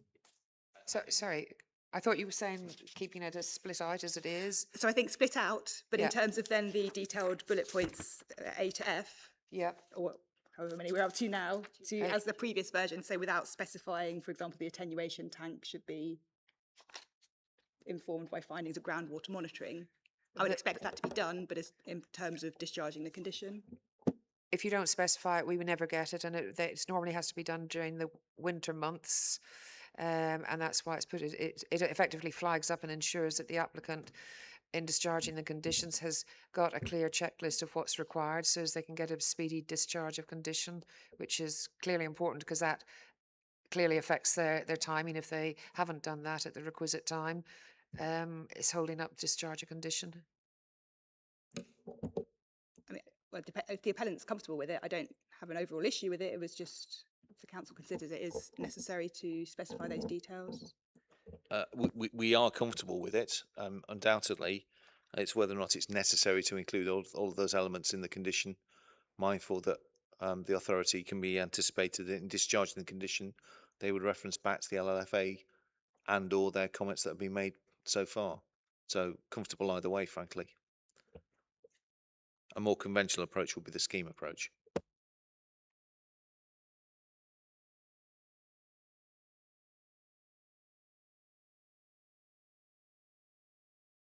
I'll take a look at that one. 23 foul drainage. Just a query, should the requirement for a scheme relate to provision of foul drainage for that phase? Yes, it should, yes.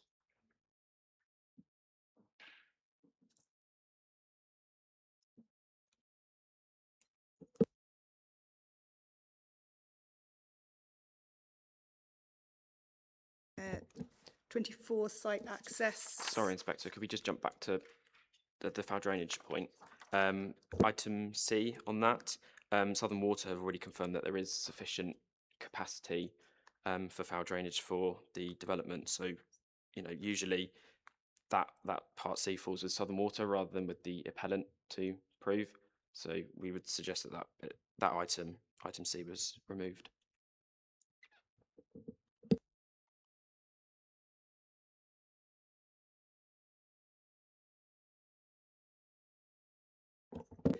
The council would object to that. The reason why that is put on is not relying on Southern Water doing third-party works. It's effectively, and we've had appeals on this condition and won them. We have a Wealdon Water framework, and it's basically there are issues with foul drainage capacity within the district, and it's been in operation since October 25. And basically on any site, and the adjoining site at Hineslands has it as well, where there's constrained foul drainage catchment, they have to demonstrate that the drainage system will operate safely.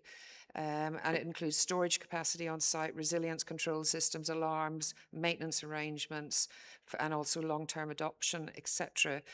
And while the local CSO in October 25 only had 8 spills, this site feeds into Hailsham South wastewater treatment works. And when, in terms of the storm overflows in 2025, it overspilled 52 times for a total of 183 hours. Now, this condition gets an applicant to assess their impact.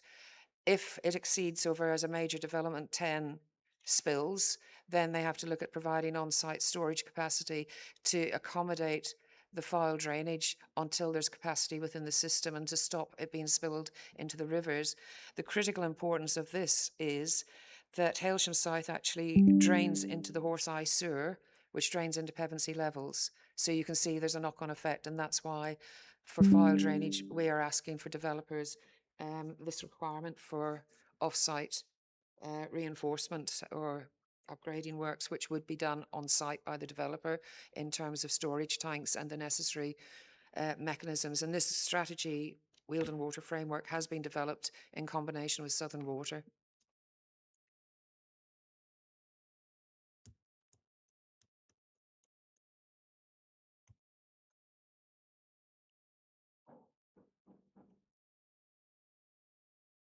Presumably, if when a scheme was submitted, there was evidence from Southern Water or wherever to demonstrate that no off-site reinforcements were needed in this case, that would address the requirement. That would address it. It depends. The applicant would have to follow the steps in the file water drainage guidance.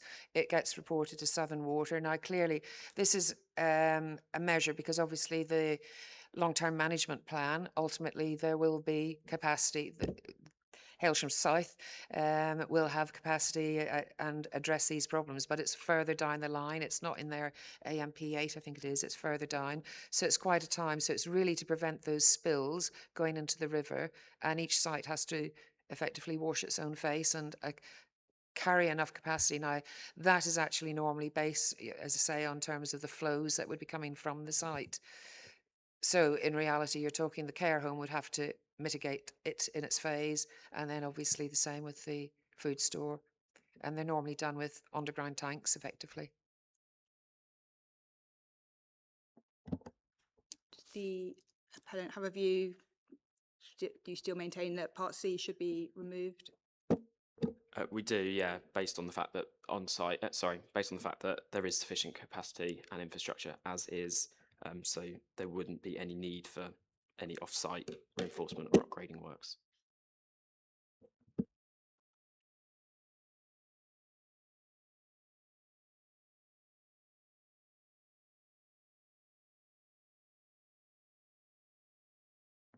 Is that, I mean, obviously there could be some period before development comes forward. Is there a chance that that might change? I'm not. I'd have to double check with the drainage consultant on that matter. I think we'd have to probably concede that yes, it could. So on that basis, discharging the condition, having that provision C in there, if nothing's changed and there is capacity and no works are needed, then fine. But just having that in there would provide for the situation that there had been a change in circumstances. I think there's sense there.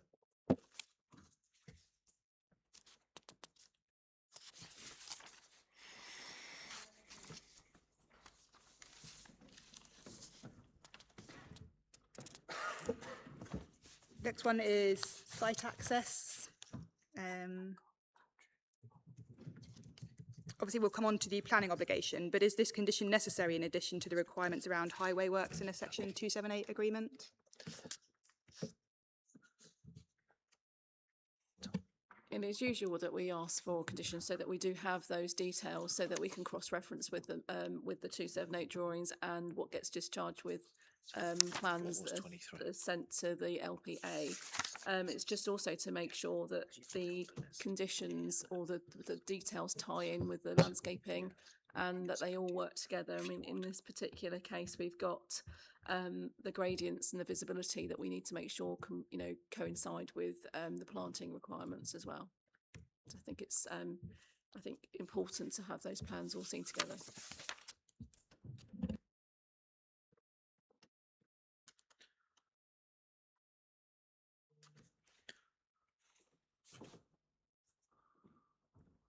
Does the appellant have a view on this condition?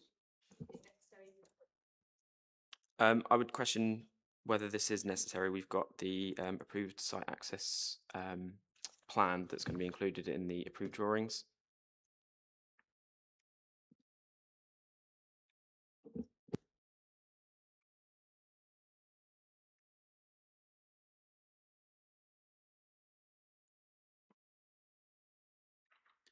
Why would it be necessary for the local? Can I come back to that one, please, Inspector? The planning access drawing is likely to be a little bit different to the detailed engineering drawing. There would be obviously details within it that include the gradients with any infrastructure that's required within the verge. It will include all of the the changes to the alignment of the carriageway. So all of those details. I mean, I could go on, but I won't. But there will be other details within it which are more engineered, which is very different to the planning, which will likely to be very different to the planning drawing. Yeah, I think the question is not that there wouldn't be need for that. The question is whether or not it's necessary for the local planning authority to determine that issue rather than the local highway authority to do that as part of any 278 works, because obviously we couldn't do any works in the highway until there was agreement with the highway authority under 278. So I think that's the point. So I'm struggling why the district council should be approving something that the county council are going to be approving anyway.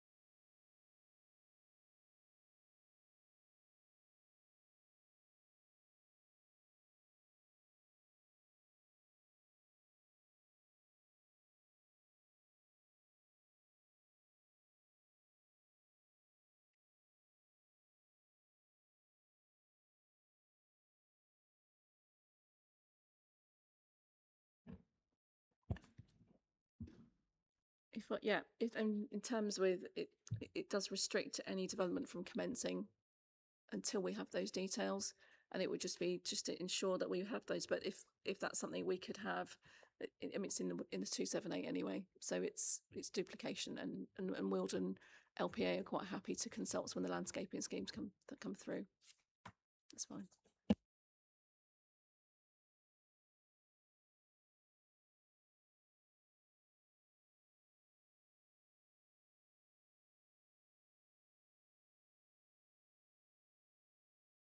The next one, construction environmental management plan, which is one to consider just in terms of the requirement, although, sorry, I was just looking at the change in the council's track changes.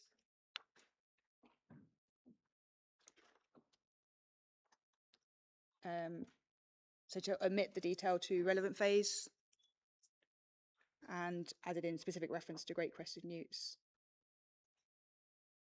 Are there any comments from the appellant on those? Sorry. The construction environmental management plan, 24 on the track changes.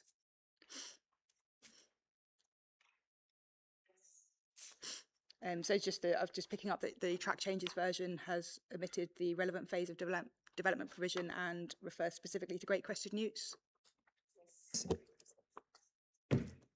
Any comments from the appellant? I think it would have to include both phases, because I don't know how we deliver some of the items on the reserve matters scheme as part of the ALDI.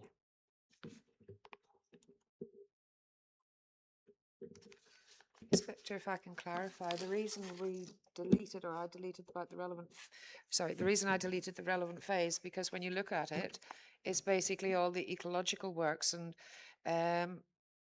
if you're going to have reptiles or anything like that, as in Hinesland, the CMP applied to the whole site. They did the clearance, everything like that. It's not like archaeology that you can sort of protect one bit and do it as the dig. That if you're going to have to deal with the protected species, that it would be done by the effectively in some main contractor of the person, but in this case Aldi is going to be building out first, obviously before the care home, and therefore it makes sense that they actually deal with the CEMP, and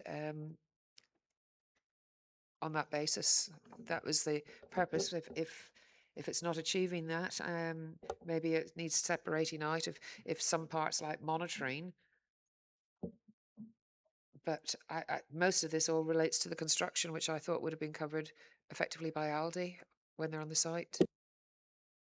I think I understand what you're saying, but I think in terms of the requirements of the condition for a plan for each phase, I guess that just means that there would be one before any development commenced, which presumably would cover most of the works. But if there was some difference or some parts not happening, then that would be picked up subsequently. That's absolutely right. And the conversation I've just had to my right is essentially to say there's no reason why the initial construction environmental management plan couldn't include within it provision for a review at the second phase, and elements of the second phase would then be picked up at the point that that's determined. So it may be that adding a paragraph which makes that very clear, which would be shall include a mechanism to ensure that at the reserve matters stage that any additional matters are picked up. Something along, that's a horribly inelegant phrase, but something along those lines. Because in reality, what will happen is the CEMP will include a review element. If anything changes at reserve matters that hasn't been picked up at that stage, it would self-evidently have to be picked up at that point, and you can have multiple discharge of condition.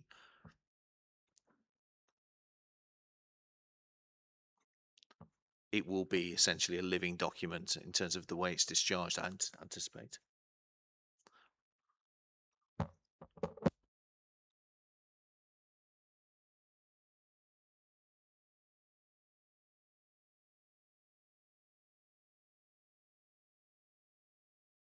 Might be a tweak to H, which may be any additional matters which may arise from subsequent phases, something along those lines.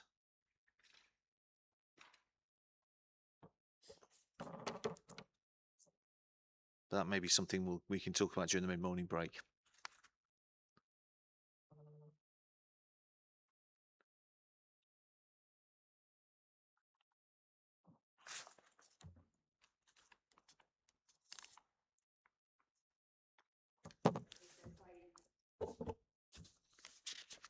Leave you to have some thought as to if that could be amended to pick up both of the concerns there.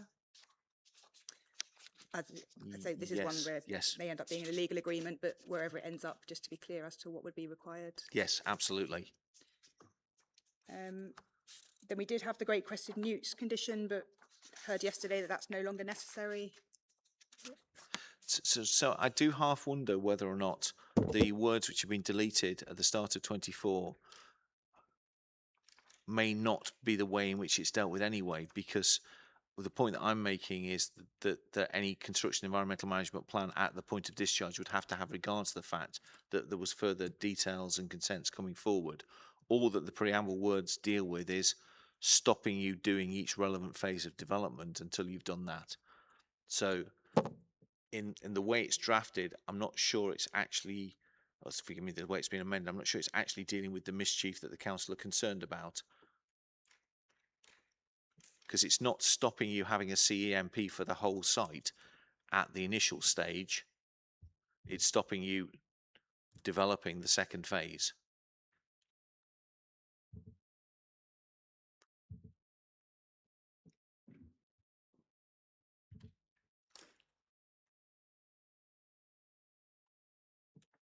And that may be something one can add more sophistication to if it does go into a UU.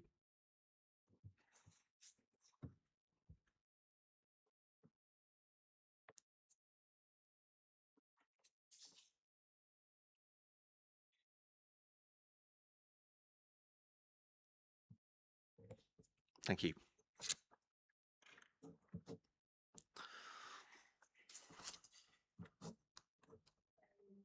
Sensitive lighting strategy. Just a query again, it requires a lighting strategy for the relevant phase. Prior to the installation of any external lighting within the relevant phase, a sensitive lighting strategy, should it be for that phase, should be submitted. Yes.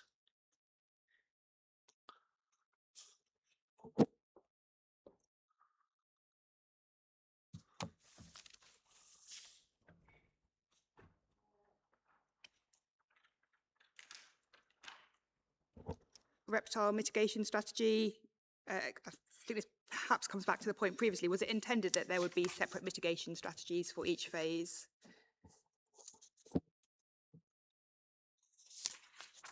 As I read it from this condition that it was drafted, it relates to the translocation site. And therefore, you'd be translocating, bearing in mind that this site was actually the retail receptor site for Heinzlands. normally you'd expect all the reptiles to be translocated from the site, the whole site, rather than just the Aldi part. So, Yes. yeah. Okay, sorry, I missed it. I thought you were querying. Yeah. No, agreed. Yeah.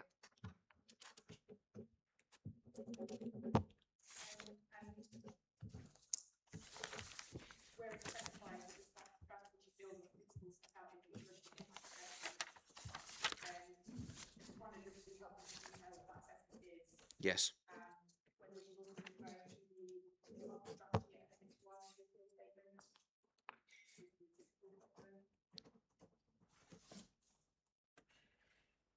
Must be right, Tom. Yes, we agree. Sorry, can you repeat that last bit? Sorry. Yeah. Yeah. Yeah. Yeah.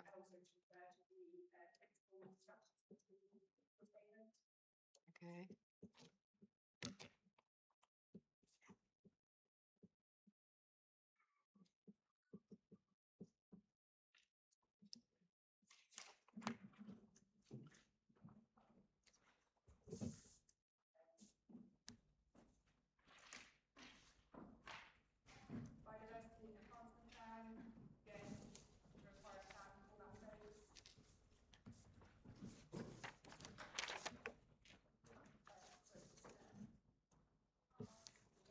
Oh, sorry. Any concern from the council about for the relevant phase?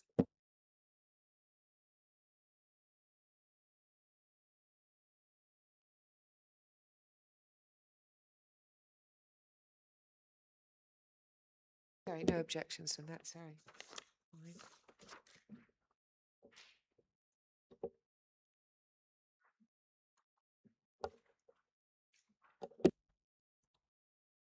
Then in the council's track changes, there's a new landscaping maintenance and management plan. Yes, before that we had actually put in a materials plan because there was nothing relating to the care home. So, but I hadn't picked up that there'd been external materials relating to the food store, so it just needs to delete the relevant phase of development. So it would just replace it with to clarify that it would be the care home. Would materials relate to the reserved matters? Well, we'll need samples, as we understand it normally. Well, we can put it on at reserved matters. It's just that normally, as I say, we would expect the conditions that you actually know up front that need to be put on. But yes, we can add it. It's only because we know we will require samples effectively, whatever the materials are approved on the elevations. And they're just for inspection on site. It's not an owner's condition. I think from my point of view, obviously appearance is a reserved matter. Anything from the appellant?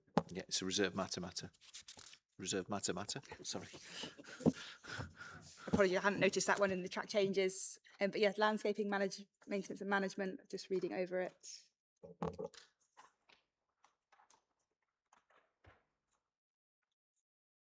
And presumably it omits the areas adopted by the local highway authority because that's covered in the planning obligation. Yes. Any comments from the appellant on that condition? No, I think we're happy to accept that.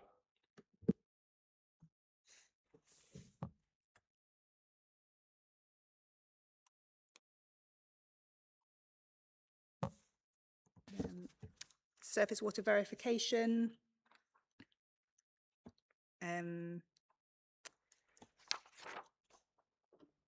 So just firstly, again, I think it should potentially require a verification report for that phase. And in the appellant's suggested conditions yesterday, I think I just noted that it added in reference to the evidence, including photographs. Yes. Oh, is also in the council's Yes. version, so presumably is that agreed between the parties?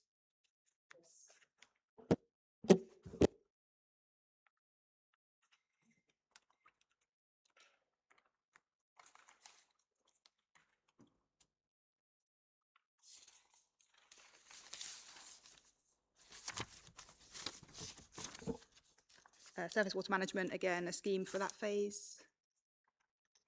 Unless, Yes. yeah.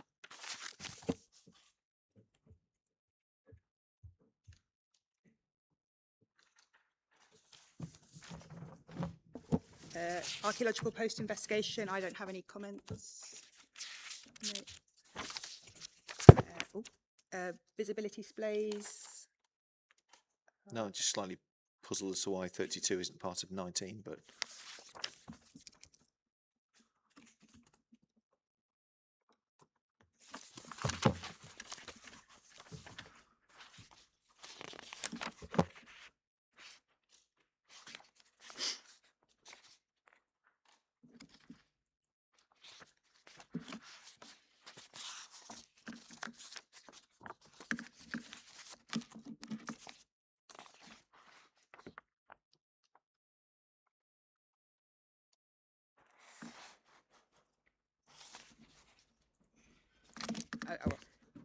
I would assume just in terms of that they would be discharged at different times. I don't have a particular view. was really thinking out loud, to be honest, that's all. But the appellant have a concern about it being separate conditions? Not remotely. 18, not 19, apparently.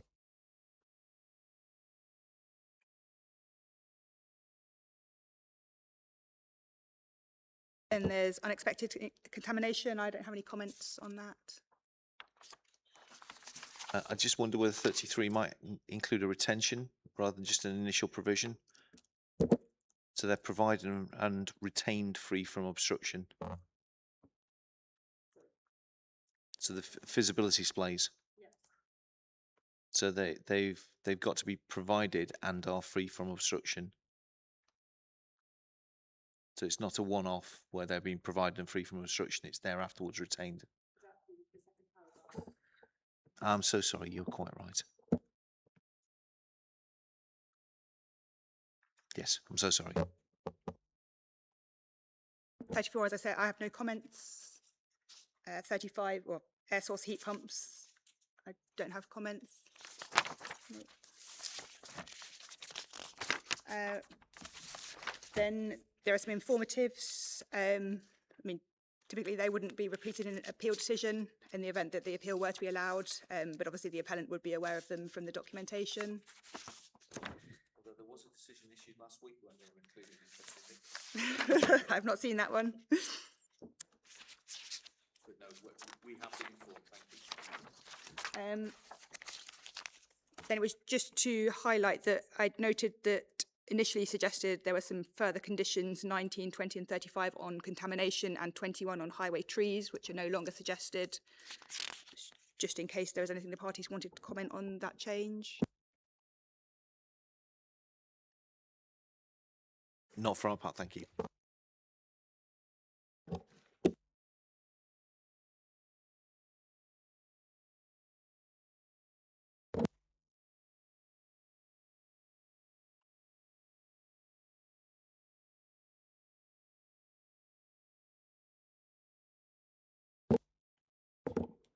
Sorry, the other thing that we discussed yesterday was potentially a condition about maintaining footway access, or is the view now that that should be within the legal agreement?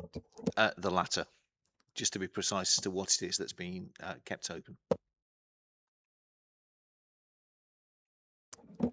As I say, there's multiple versions, so is there anything else in terms of conditions and the appellant's comments that I've missed as we were running through? No, we've got them all, thank you. No.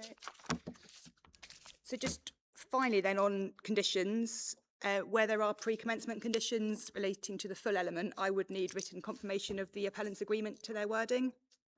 So without prejudging any decision and subject to break time discussions and the legal agreement, it seems that there would potentially be pre-commencement conditions in relation to landscaping, code of construction practice, archaeological investigation, arboricultural method statement, surface water drainage, foul drainage, site access, the construction environmental management plan, reptile mitigation strategy, and there's also condition 21 requires tree protection measures to be in place prior to commencement, although there's no requirement for further details. In principle, would the appellant be willing to provide this confirmation? Emphatically, yes. Would it be satisfactory for that to be by email to the case officer from the appellant's agents, or would you like us to sign something? I mean, from my point of view, because it needs, in terms of the wording, as how I read it, it needs to be to the wording. So because I would like to have a look at the conditions and what we've discussed, the way that I would generally do it is I'll ask the case officer to write out with the wording of the conditions, and then for the appellant to hopefully come back and just confirm that. Yeah.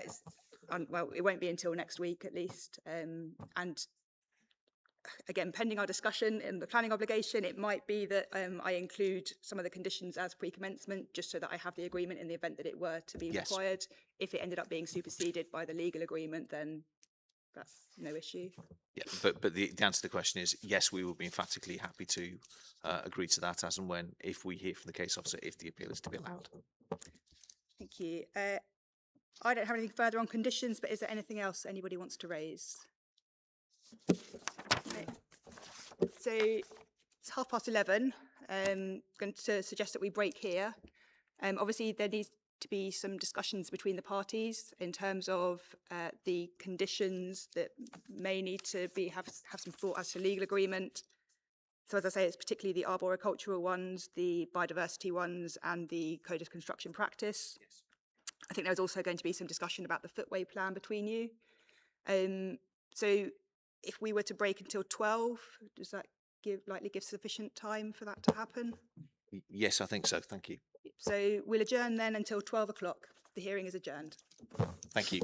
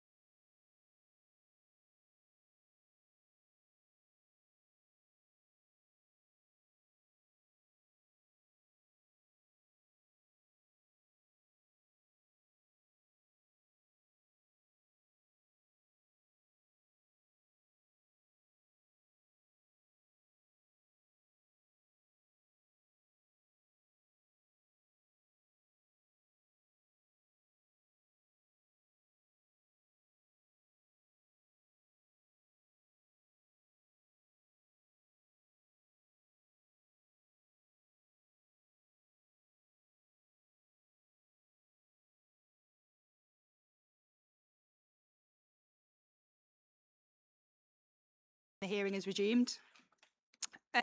Just before we start, I should have asked before, if it hasn't already, could both parties provide electronic versions to the case officer of the conditions that were tabled this morning with the track changes?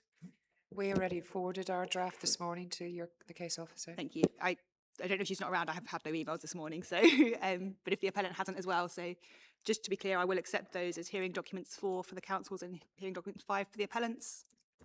Thank you. My only question was whether or not you wanted a further iteration, given that we've got Mr. Rowe, Mrs. Turner and Mrs. Buckingham here, who potentially could look to a little additional form of wording in the light of the discussions.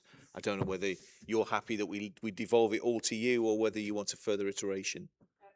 Well, so I was going to come on to the discussion of the points that we'd left previously. So has there been a view, sorry, in terms of whether things should be moving to a legal agreement or staying as conditions?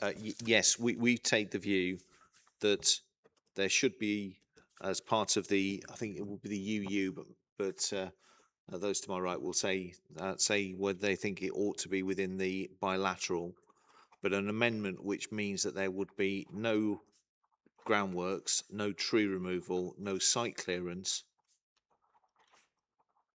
and that would come into effect without the written approval of the authority, and that should come into effect on the grant of permission, so that could then be enforced in advance of commencement of development, and the conditions would then become no development, and that unless otherwise agreed, would encompass then specifically the forms of wording which will be within the construction management plan, the environmental management plan, and the arboricultural plan.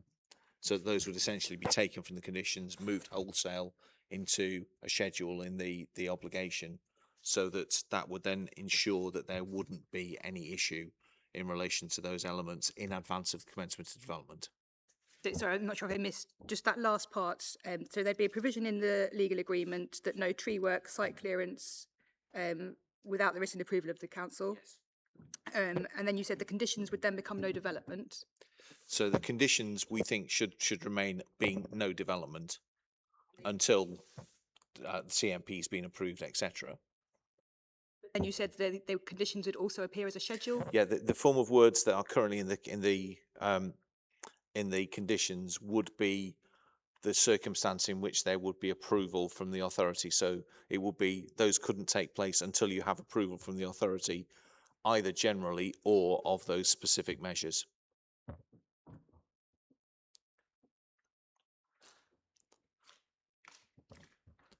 But they would also remain as conditions to be discharged. Yes. Because the view could be formed that nothing was going to happen before development, at which what should be in conditions, or what can be in conditions should be in conditions, and therefore, if the trigger becomes no development, my client sought to mark out a road without addressing those points, then that would be in breach of the condition, easier to enforce than heading off to the courts to enforce by way of injunction. But it's just to deal with that hiatus between the point of grant of permission and the commencement of development. And from the council's point of view, would that address the potential concern? To be honest, it's from the council's view, it's like taking a hammer to crack a nut. I would prefer, if possible, to go by the standard model, the wording that PINs use in their suggested conditions.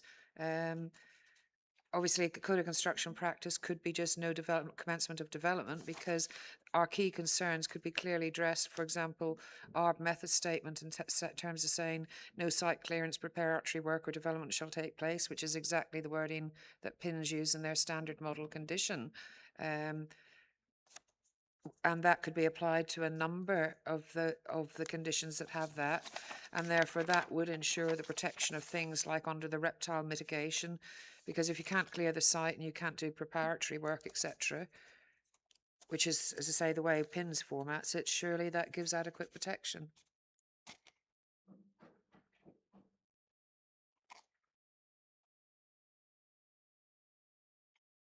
I mean, we can do it, the legal agreement. It just seems if we're using your standard, effectively your standard conditions, surely they're robust enough on that basis. I mean, this is not a point, to be honest, that's come up before me, particularly before. So, I mean, perhaps I will go back and report in terms of the discussion. But, I mean, if the appellant is suggesting that it would be in the unilateral? So it would be potentially in the unilateral. I think it's the cunning plan rather than it being in the bilateral, so that it would therefore be to the authority. They could choose whether to enforce it or not. As I say, my clients aren't not intending to go on the site, take down the U category trees and strip the site before commencing development. If they did so, and it wasn't in breach of other legislation, they wouldn't be in breach of conditions, even if this permission was to be granted, subject to those conditions. I'm afraid it is a point that's come up before. No. Just in terms of the authority, and in terms of PIN's model conditions, having worked with a former chief planner for some time in relation to getting model conditions together, there are no model conditions. All we've got is 11 of 95.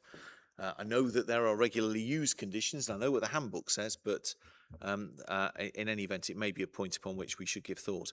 Frankly, I don't think it's an issue that's necessary in this case.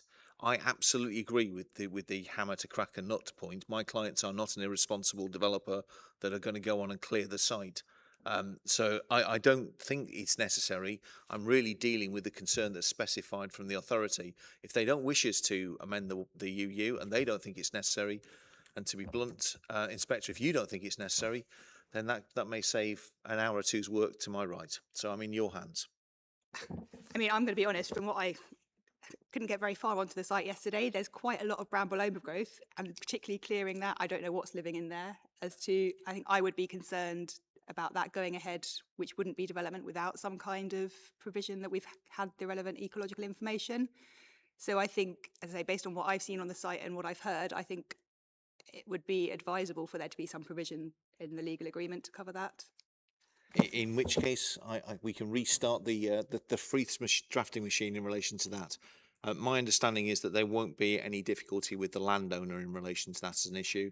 All that we don't have today is the form of wording to actually put that into legalese. So what we will do is, as soon as that's been drafted, we will share that with the authority for comment. In terms of timescales, at the very outset of the hearing, you intimated that 2 weeks was the most that we would have. Well, I'm told from the county council via those who instruct me that they would anticipate sealing within a couple of days. So perhaps if we use 14 days as the backstop, but we're anticipating that being sooner, just to build in this additional flexibility with the amendments to the unilateral undertaking. But as I say, what we'll do is we'll share the drafting with the local planning authority and with the county as strategic planning authority as well, so they've had sight of that and they can make any representations they want.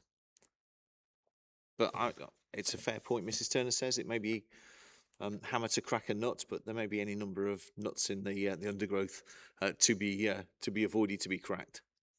And I think just to say, obviously, that we'll come on to the planning obligation, but if on reflection, I think actually it's not necessary. There is the provision in the deed at 3.13 for it not to be given effect. Exactly. So. And if a different view is taken internally by the planning inspectorate's legal section in respect of whether or not a condition can bite before commencement of development, which will be an interesting notion. But if that was the case, and then you will be persuaded, I've no doubt, by what Mrs. Turner had to say. But so on that basis, if there have been discussions ongoing and within a reasonably short period, if the parties are happy to provide an agreed updated schedule of conditions, that would be helpful. I've obviously made a note so I can cross-check, but is that something that can be, or is in motion already? I think it is in motion. I think perhaps as you walked in, you saw Mr. Rowe and Mrs. Turner having such a conversation, and self-evidently we're finishing early today, so that can be facilitated. Perhaps 2 days? Next week is even better. That's acceptable. Next week would be better, thank you. Just in terms of giving it a deadline, just so that these things don't disappear. So, I mean, by Wednesday the 26th, is that? Yes, that's fine. Yes.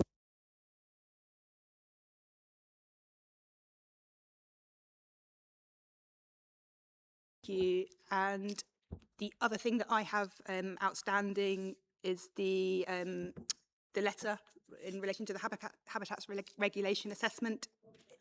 I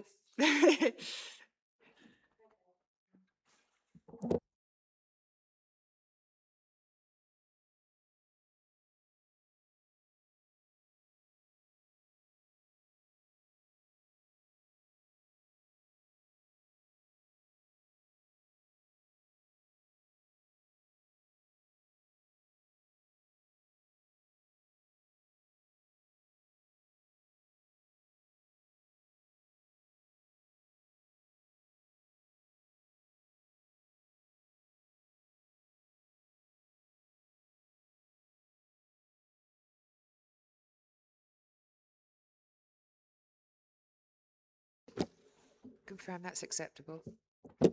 Thank you. So on that, I think you said that had already been submitted to the case officer. It has, yes. So I think just in procedurally, I'll accept that as a hearing document. That'll be HD6. And I will use that information in terms of writing to Natural England. Again, it doesn't mean that I've made up my mind on the proposal. It's just so that I can make sure that everything's in place in the event that it were to be allowed. So again, likely, well, it won't be until next week, but you may see some correspondence with Natural England on that basis. On that basis, presumably we would treat that as a letter. You don't want that separately sent by our team to any. It just strikes me that if you send off two different streams, we might find a correspondence coming to two different parties at different times. No, so I think obviously there is a duty on the competent authority to consult, so I will do that. Thank you very much.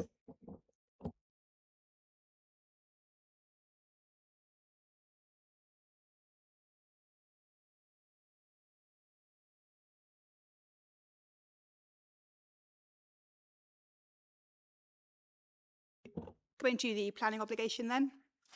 As I'm sure you're aware, I will need to consider any obligations in light of Regulation 122 of the SIL regulations and the requirement that any obligation is necessary to make the development acceptable in planning terms, directly related to the development and fairly and reasonably related in scale and kind to the development. As I said, I've noted that 3.13 of both of the deeds that I've seen effectively set out that an obligation would not have effect if I expressly find in my decision that it would not meet the tests for obligations. Although I was a little unsure why that paragraph refers to Section 16 of the Greater London Council General Powers Act. Is that intended, given where we are? No, I think that was probably an oversight. We can remove that. And then there's also provision at 8 to 10 of the unilateral deed for my decision to confirm requirements in relation to the highways contribution, the caveat value and requirement for the private footway. Again, just to note, I think because they've been lifted from the previous bilateral, that those provisions refer to the county council owner and developer agreeing matters are for me to decide. I don't know if that was intended, given that it's now a unilateral. I'll have a look at that and update it. Thank you. I mean, just so you're aware, it's one of those slightly odd situations where the owner of the site is a public authority, but there are the obvious cautionary walls in place in relation to dealing with different solicitors, different teams within the county council. So just to let one know, we anticipate that the county council as owner is comfortable with the unilateral. They have been kept aware of this, and we've not had any intimations to the contrary. The only issue we've not talked about is obviously the issue of the site clearance. But again, we're not anticipating any problems with that. Thank you. So when I'm considering the obligations in relation to the relevant tests, I've got the SIL compliance schedule from the council and some commentary in some of the representations. But I have some questions and I'll just run through all of the obligations in case there's anything that anybody else wants to raise on them. Firstly, if we can look at the bilateral deed, which, as I understand it, is agreed between the parties in principle.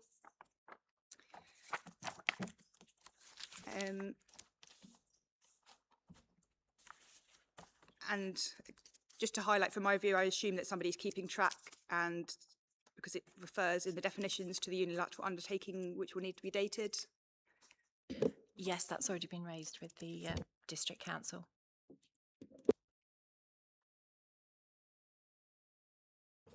Coming to the schedules, the first schedule refers to the land and site plan. Anything to highlight there?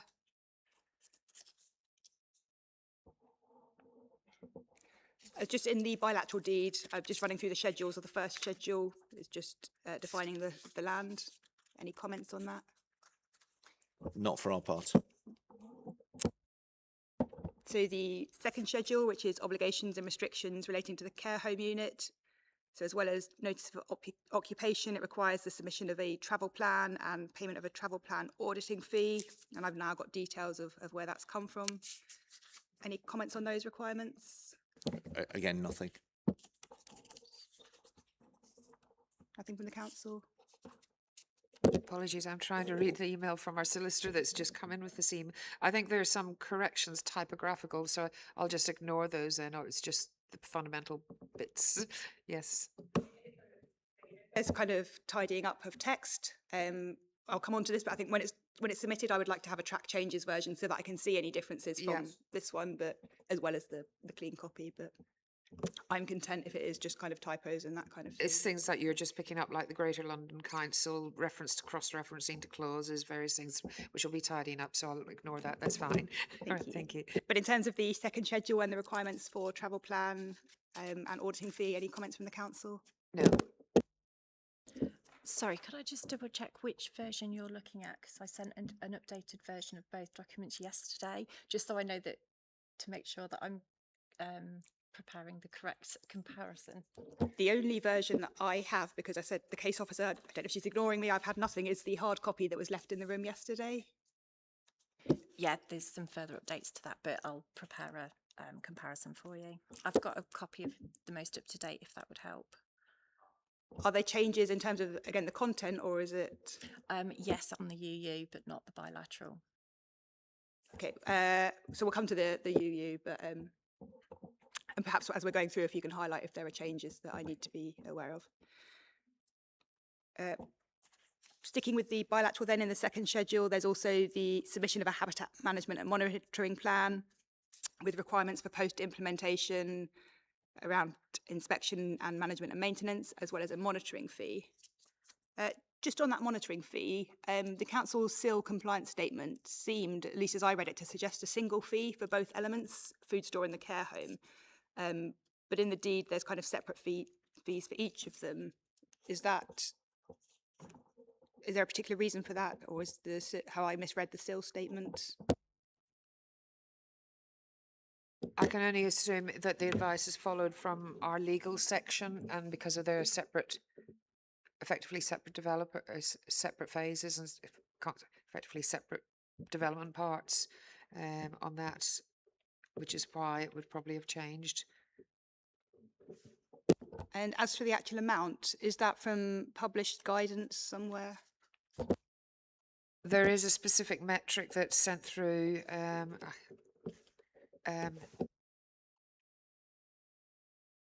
specific calculator that's used. We can forward it through to you and the appellants that's used. It's not publicly on the website, but it's forwarded to, obviously it sets the information. Hang on a minute.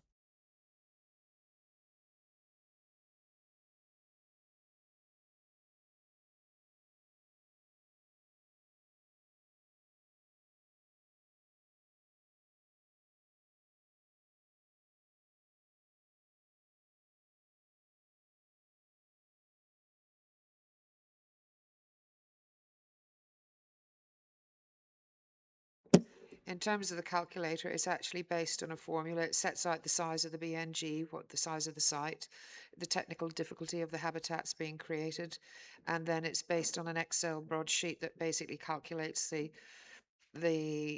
from the input, basically from the size of the site and the as I say, the technical difficulty, and it comes out with a calculation.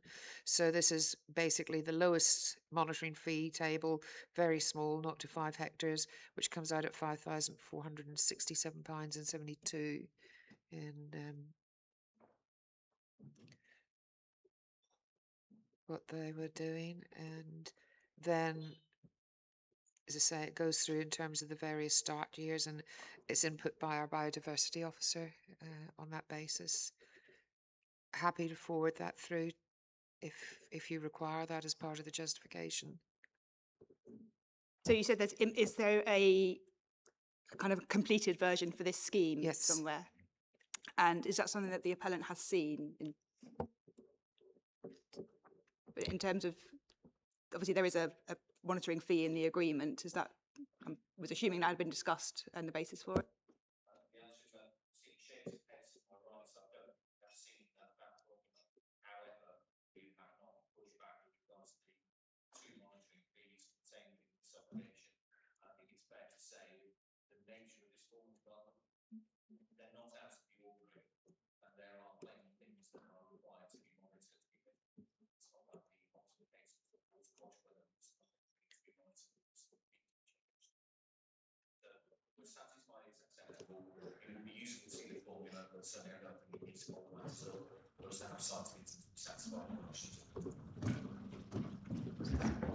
But so on that basis, if the council, just so that I have that information, if those could be forwarded again to the case officer. Yes. Thank you.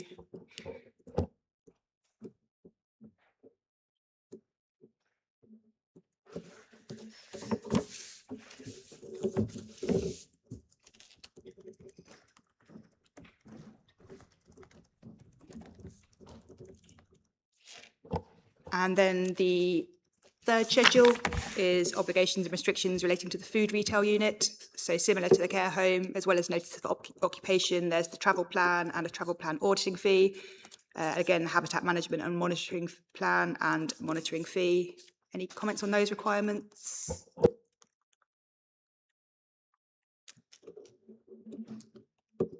No.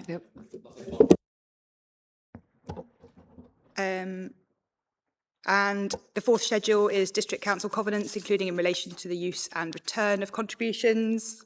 Again, this may have been picked up since, but I think paragraphs 2.2 and 2.3 may need updating where they refer to elements that have now been moved to the unilateral. Yeah, I think that's been updated in the next draft.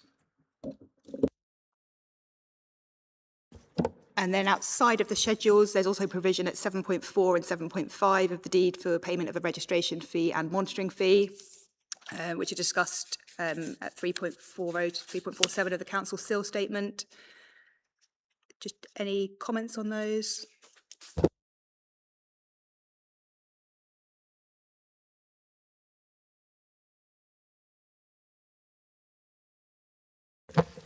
No. Thank you. So just to check, is there anything else that anyone wants to highlight or raise in relation to the bilateral agreement?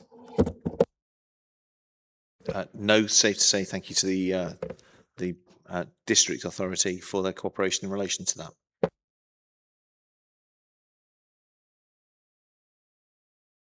And so coming then to the unilateral deed, you said there have been some changes. Are they, we'll come on to the schedules, but in terms of the main body that I need to be aware of? The main changes in relation to the footway, we have agreed from discussions yesterday that is to be maintained for the lifetime of the development rather than in perpetuity. And we are proposing, well, we will be appending a plan detailing the extent of that footway, which I understand the county have reviewed this morning. So I'll and have approved. So that will be circulated with the updated draft to both councils later on. Do you have the updated version that we can hand to Madam Inspector?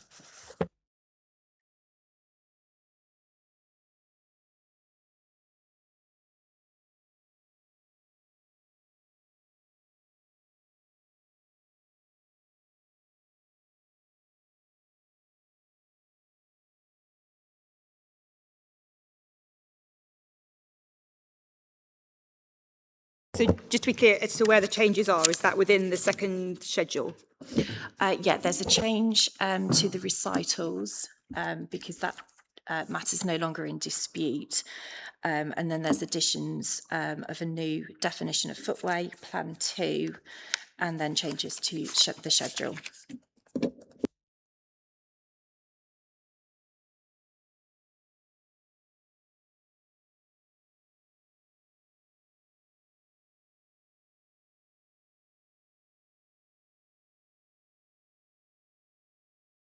Okay, so I think we'll discuss the detail of it when we come to the second schedule then, and any views from the council on that.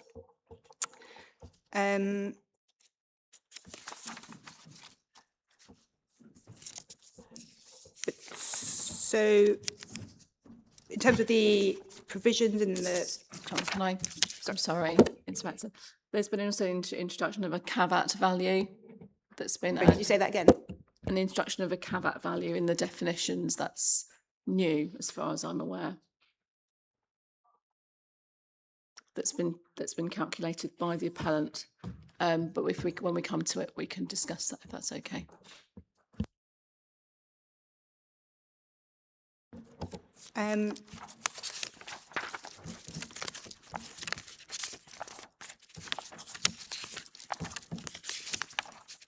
So again, the first schedule, it's the land, similar to the bilateral. Any comments? No, still no comments.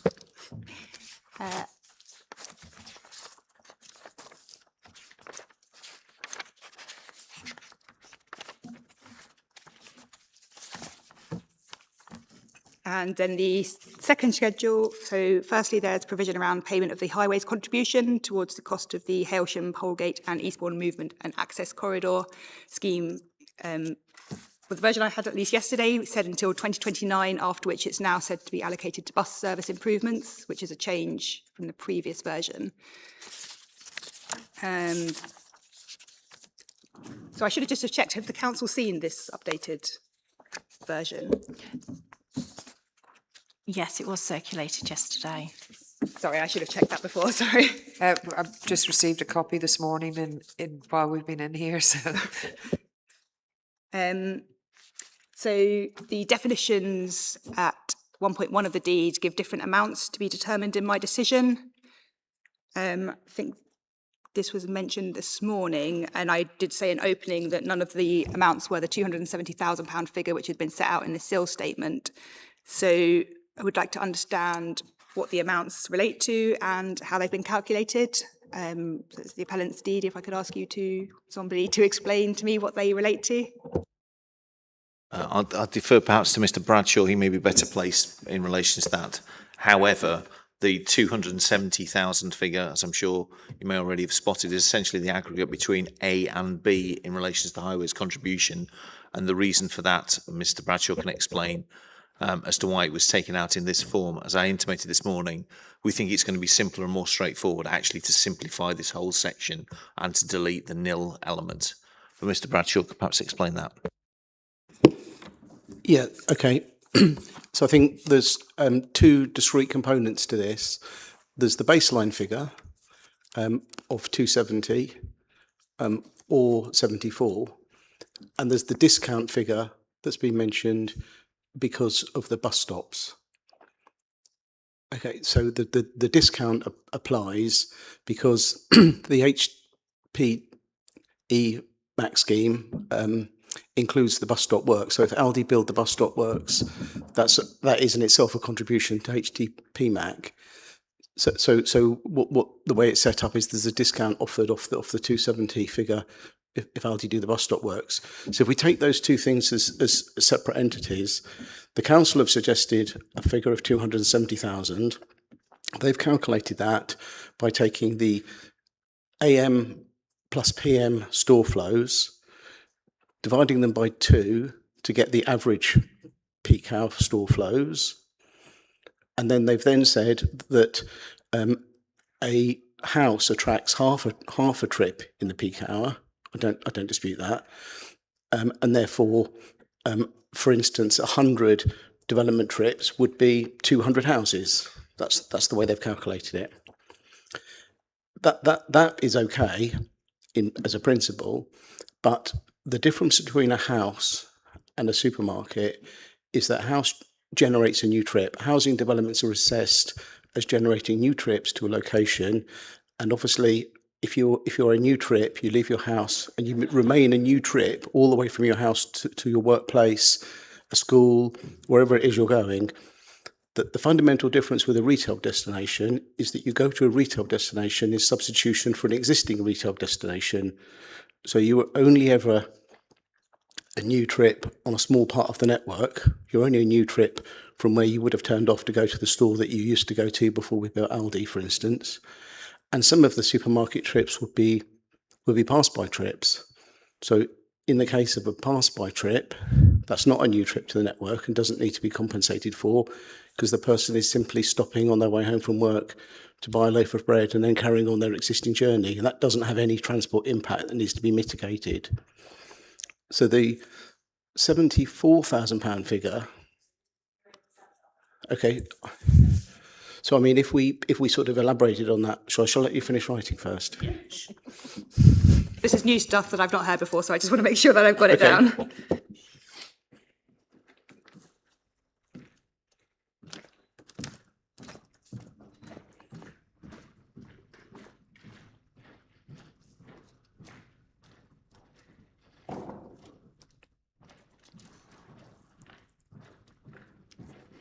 Sorry, yeah, so I think you said the 74,000? Yes, so in transport assessments, it's completely normal to take the headline figure for a retail development, the trips in and out of the car park, which is the trip attraction, and it's perfectly normal practice to then discount that for things like pass-by trips or trips that would have been, you know, if your Aldi is next to a big Sainsbury's, for instance, you might say, well, people would have gone to Sainsbury's, they would have been passing and they've gone to the shop next door. I mean, there's no impact from that. It's perfectly normal to discount in that way. So the 74,000 figure arises from trip discounting using the methodology in our transport assessment, which is, if you want the reference, I can give it to you, but it's the Connect March 2025 transport assessment. That contains our methodology on trip discounting. So we apply the trip transfer and the pass-by assumptions in that report to get the residual trips, having netted off pass-by and transfer. We get the equivalent of double 74 number of houses, 148 houses, which is 74,000. So we're saying that a much fairer calculation is to look at the net effect, not the gross effect, and that gives you the start point of 74.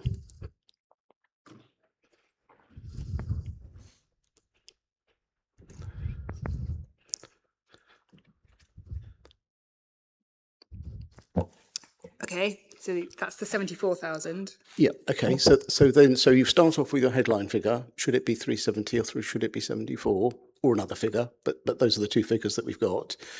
Then there's the discount for the bus stop works.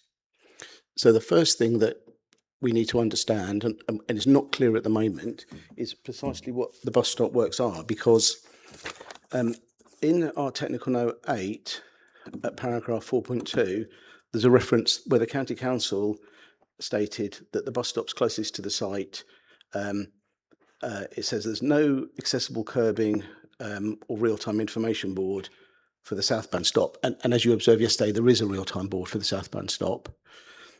So that would require accessible curbing potentially. And the northbound stop, that would require a shelter, accessible curbing, and the real-time information panel. But the 106, the wording we've got from the council for the 106 doesn't quite say that. It's looser, and it says bus stop enhancements at the 2 Brightling Road bus stops to provide shelter, seating, and accessible curbs, real-time information boards. So the wording allows for the replacement of the southbound shelter, which we haven't offered, and I don't know if the council want. But before we agree the discount, the wording needs to reflect the discount. But there's a further point than that, is that we've been offered a discount of £35,000 off of the headline figure for the bus stop works, but we think they would cost more than that. So again, just be clear, because there's a lot of, you just said there's a discount of 35,000. So the council have offered to reduce the £270,000 figure by 35,350 because of the double counting of the bus stop works. Because otherwise Aldi would be doing the bus stop works that are included in HTPMAC and paying a contribution towards HTPMAC, which is a double contribution for the same thing. So I understand that. So what was the discount that you said? 35,000. Well, what the council is saying is if Aldi build the bus stop works, which were included in HTPMAC, they would reduce the HTPMAC contribution by the value of the bus stop works. Sorry, what was the number that you said the county council? 35,350. But to know if that's a reasonable figure or not, we first need to define the bus stop works more clearly in the section 106. I don't wish to in any way curtail this, but the end point of all this is essentially that we will be going back to the 270,000 figure, as I understand it. No, I don't. Oh, is that not the position now? No. I think that I think that the correct way of calculating it is 74,000, and we should discount for the bus stop works as using the principle the county council have already accepted. But I don't personally believe that the discount that we've been offered is sufficient, because I don't think £35,000 is sufficient to do the bus stop works. But in terms of what I've got before me as the appellant's suggested unilateral, I don't have a different figure before me or anything to say what the amount would be. I'm just not really sure. As I say, obviously, this is the deed before me is what the appellant is putting forwards. My understanding is that it was C is the discounted figure from the 74,000. Yeah, so what we would prefer to do is not discount it and remove the bus stop works from the highway works, so that we would pay the £74,000 figure, but remove the bus stop works from the highway works definition, so that the council collect the bus stop money and they do the bus stop works themselves. They may be reluctant to do that because of the cost risk, but that's exactly the same reason why we don't want to accept such a small discount, because we think there's a substantial cost risk. So sorry, just so I'm clear on what the appellant is proposing is that in terms of the highway contribution, from what you've just said to me now, it should be 70. Well, you would like it to be £74,000, but with the highway works definition amended to exclude the bus stop works, so that the council take the £74,000 and they do the bus stop works themselves, which they say will only cost £35,000.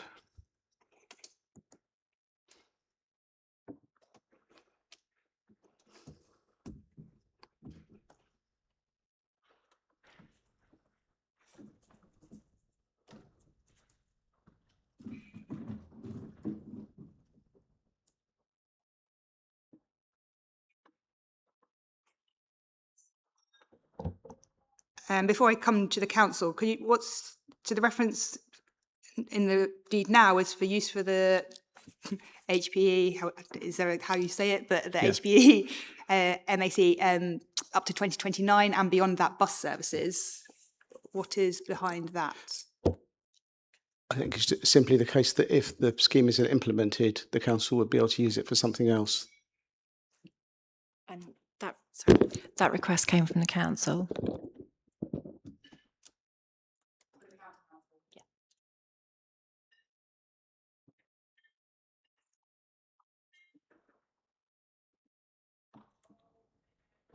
Okay, coming to the council then, just firstly, in terms of the headline figure of whether it should be 270,000 or 74,000, what is the county's view now? So when this came, if I can just set out the HP Max scheme, first of all, just to sort of lay the land as to where we are with that scheme. The scheme was initially drawn up back in 2017, 2018, in response to sites coming forward along the A2270, the major sites SD4 course strategy. And it was obviously to accommodate different modes of transport to support, noting that the growth of traffic on the A2270 was escalating and becoming a bit of a problem. So the scheme was really to integrate a bus lane so that buses could run more efficiently and be more efficient than private cars, providing cycleways and enhancing, so this is offline cycleways, and also providing facilities for pedestrians. The scheme at the time and we are talking almost 10 years ago, was valued at £3 million. And since that time, we've had 2 major planning applications get approved. The Mornings Mill scheme, which within its frontage had to tie into the HPMAC, but then requiring the HPMAC scheme to then have to be redesigned, which then escalated the costs. And then the Hinesland scheme came forward, which then also integrated part of their site to become cycleway.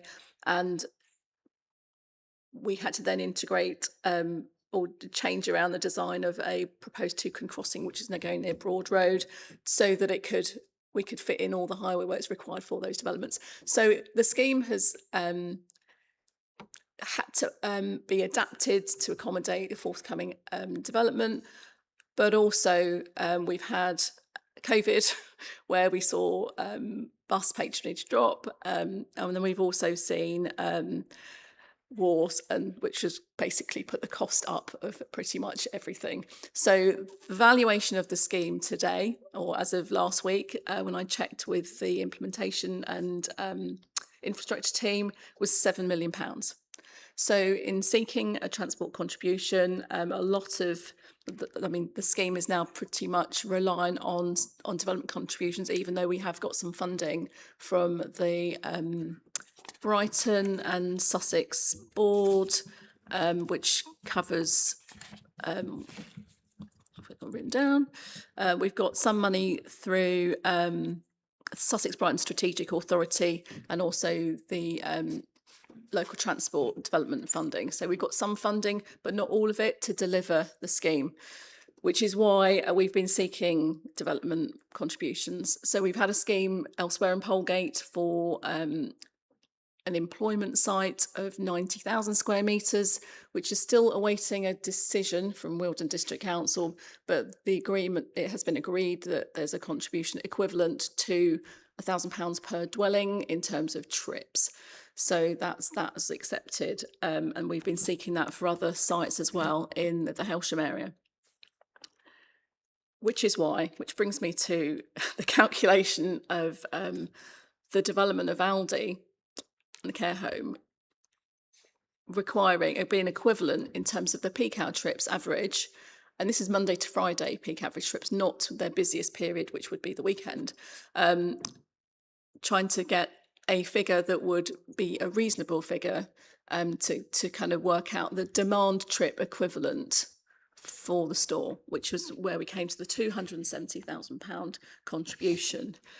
Given that HPMAC includes, is the extent of it is from the Warnock Road and Polegate High Street crossroads up to Huggett's Lane, further south of the site. It encompasses all of that area and covers that section of the network in terms of improvements. The bus stop improvements were included they're included in that £7 million cost estimate at the moment. As a result of trying to negotiate, I did seek the costs of the bus stop upgrades at the Brightling Road locations, and these were sent to the appellant's solicitor when we suggested that we could reduce that £270,000 to approximately £234,650, on the basis that the total cost of the bus stop improvements would amount to £35,350. These were figures that came from our passenger transport team directly. The Brightling Road northbound stop, the cost of the raised curbing is £3,000. The revised bus stop clearway marking is £350. I mean, I've got a whole list, I can provide it. The southbound one has got real-time connections already, so they don't need to go in. And the southbound one only needs £4,000 for raised curbing. But the most of it is on the northbound bus stop, which is why it comes to £35,000. And it includes all of the groundworks as well. So that's the cost that's come from them directly. Hence the 200. Just who did you say it came from, the figure? Passenger transport team at the County Council. And that's on the it was on the 13th of August. I got those figures. And you said that's something that's been shared with the appellant already? It has, yes. Okay, it I was mean, sent. I haven't seen the breakdown previously, but just picking up, I mean, we're not a county council. We can't procure works at the same rates as the county council can. I mean, for instance, just said £300 for the road markings. I mean, it costs us £2,000 or £3,000 to get a road marking gang to site to do any road markings, because we're not a county council. We have to pay for a whole day's visit. All of those costs, we pay much more than that to get to implement highway works than the council do. Much more. So you know, those figures aren't realistic. But the easiest way of doing it, if the council are confident that they can implement the works for £35,000, is for us to just not discount the figure, and they can have that money and they can implement those works. That's beautifully simple, isn't it?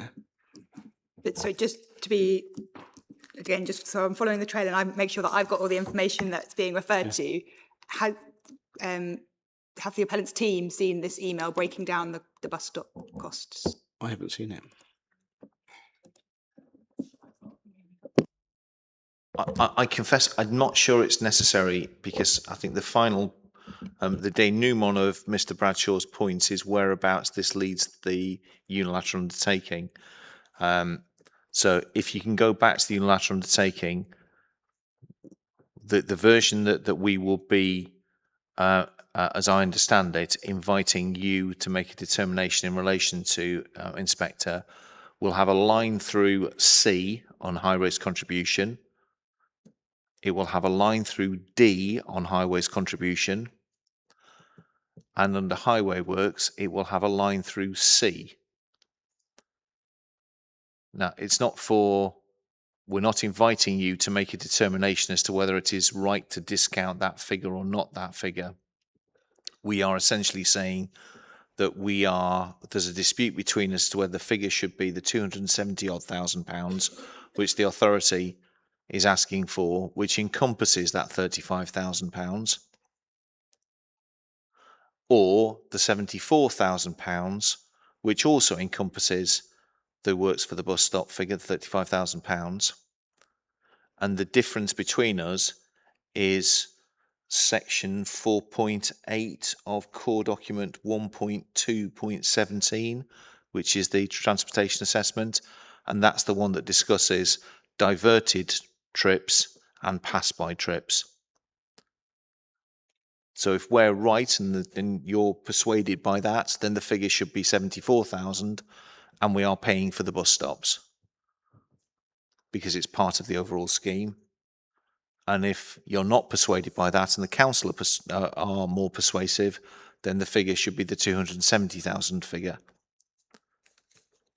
What we're really doing is airing the dirty washing in public as to how there have been discussions behind the scenes about discounts and how the costing goes. But that doesn't actually matter for these purposes. What matters is there is the highways contribution. You now know what it's for. The issue between us is between the pass-by and diverted trips discounting the overall trip rate, which assumes all trips are new, to what is the trips which are assumed for the purpose of the TA. If you think that the assessment should be based upon new trips only, it's the 270,000 figure. If it's pass-by trips and discounted and diverted trips should be discounted, then it's the £74,000 figure. The discounted issue is not one that we are going to be asking you to be troubled with, because it's not going to be within the definition of highways contribution in future.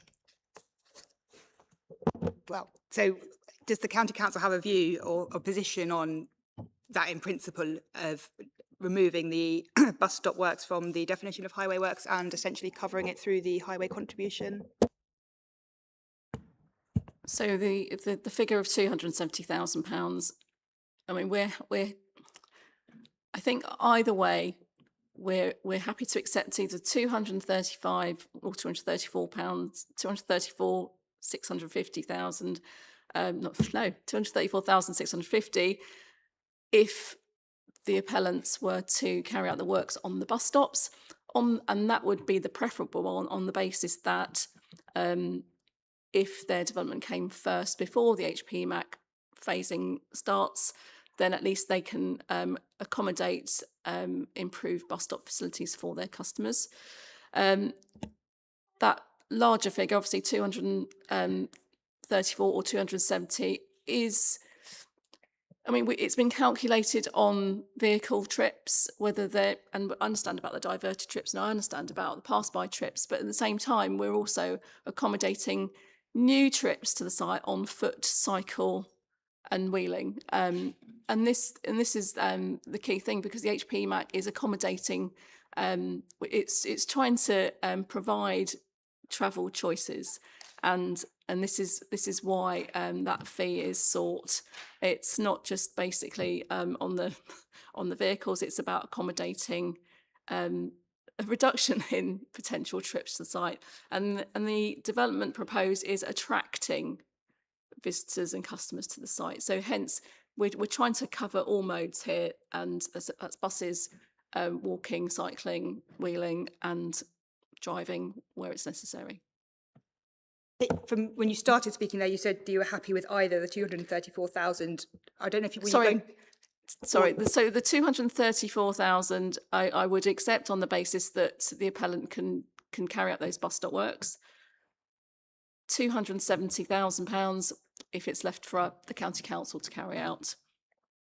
But there is obviously a preference that in the event the appellant carries out works first to deliver their site, then we would wish to see those bus stop improvements carried out by them.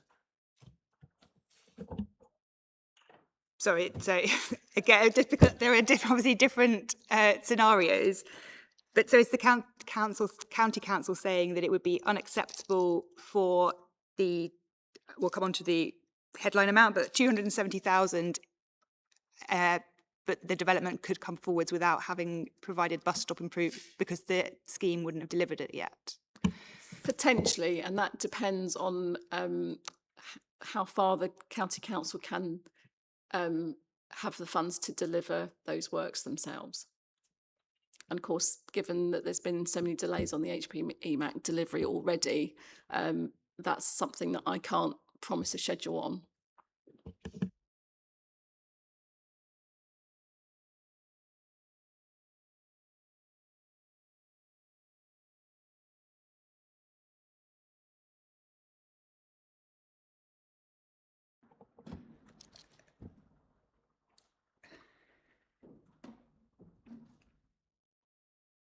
But the county council's view is that 270,000 remains the appropriate amount rather than the 74,000. That's correct. That's on the basis that it's a demand. The proposed development is a demand that currently isn't there, and it's been demand. It's traffic demand and people demand on a section of the network that's very busy.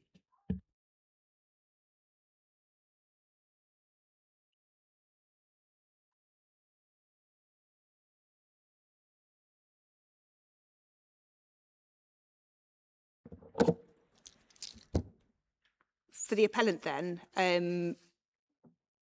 there would seem to, if I were to accept either the 270,000 or 74,000 and leave it to the county council to deliver bus stop improvements, it seems there could be a situation where bus stop improvements haven't been delivered but the development has come forward. What's the appellant's view on that scenario? So firstly, my understanding is that the council's position until a moment or two ago was that the £270,000 was acceptable to mitigate off-site highway impacts sufficiently.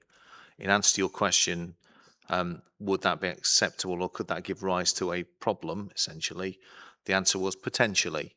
The test for whether a contribution is appropriate or not is not whether there may be potentially a problem, but a binary test as to whether it meets Regulation 122. Is it necessary to make the scheme acceptable? So if the answer had been, you need to be certain, Inspector, that these bus stops will be improved prior to the opening of the store, otherwise it's unacceptable. That would be a brave submission because these bus stops exist. All we're talking about is improvements to the bus stops. It might have been, had it been the case that the bus stops didn't exist, that there might be force in that. In an ideal world, of course, the improvements should come forward for the whole scheme before the development starts. But it's certainly our submission that it would be an all but impossible position to come to to conclude that but for the improvements of the bus stop coming forward before commencement of development in a guaranteed way, that permission should be withheld. And it's the distinction between a desirable outcome and a necessary outcome in my respectful submission. So the works are identified, we are providing the funding, the base upon which we've assessed the necessity is the basis upon which the transportation assessment's been put forward. The distinction between the two of us is not whether this will deliver the bus stop improvements. There's one of, could it come forward a bit earlier if it was specifically done by my clients? Yes. Would that result in something which is necessary to make this scheme acceptable, which otherwise wouldn't be acceptable? That strikes me as being, as I say, a courageous submission were it to be made. And if I may say so, as Campbell was right in relation to saying it's a potential concern, not a necessity issue. I think she put it very fairly in that way.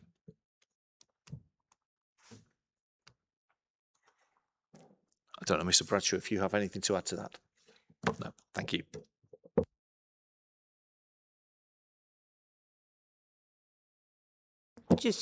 Was there anything, Mr. Bradshaw, that you wanted to respond to what Ms. Cambo said in relation to the headline amount and the view about that the trips would not necessarily just be by vehicles on this part of the network? There were a couple of points, they're not huge ones, but an employment development was cited that's paid a contribution, but of course employment falls into the same category as residential, that it's a trip generator, it doesn't get passed by trips, so it's not a fair comparison to make with retail, because retail is different in that some of the trips would be on the network anyway, but they wouldn't be for an employment use. So that wasn't a fair comparator. In terms of walking and wheeling, and we are of course providing footway connections to the site, but in terms of cycles, at the moment, and you've been to site, I don't know if you observed the cycle lanes past the site, but they are as narrow in places as 0.6 of a metre. They are really not very good cycle lanes at all. They're not functionally acceptable in my mind. And as part of our development, because we're widening the road, we're going to widen the cycle lanes to 1.2 metres to be the same width as the cycle lane width that's been put in for the Heinzland development. So there is and sorry, it's also worth mentioning that the HPMAC scheme includes cycleway improvements along much of its length. It doesn't include them along the length past our site, but it includes them over much of its length. So the fact that we're widening those cycle lanes is really compatible with HPMAC, although it's not in the scheme, it's really compatible with it. And it's a significant benefit because of the width issue that I've just cited. And so there is a significant sort of burnt-in benefit of our scheme for cycling that hasn't been costed or allowed for in any of these calculations, but it's nevertheless, it exists because you're going from, in my mind, dysfunctional cycle lanes to functional ones. 0.6 of a metre basically pushes the cyclist too close to the edge of the road where all the grit and dirt is. It's not a good place to cycle, and it encourages cars to overtake without leaving a proper gap. And the width that we're proposing will resolve those issues.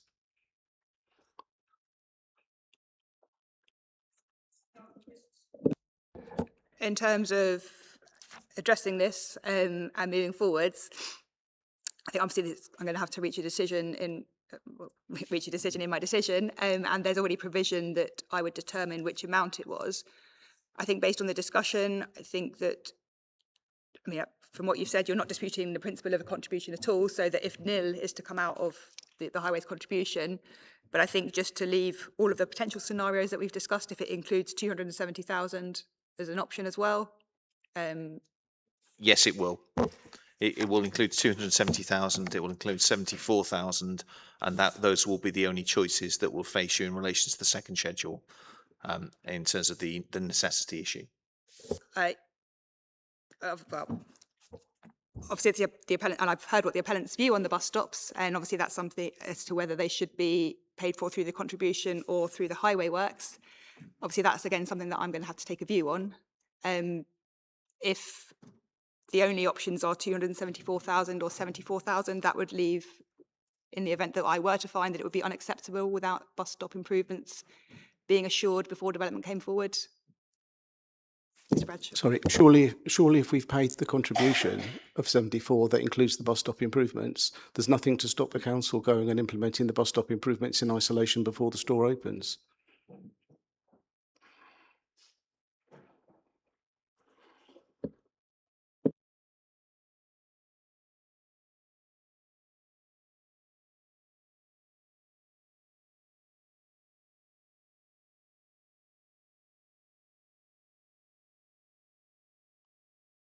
Obviously, this is something that I need to go away and think about. I just don't want to leave us in a situation where I come to a view and there is then no provision in the deed.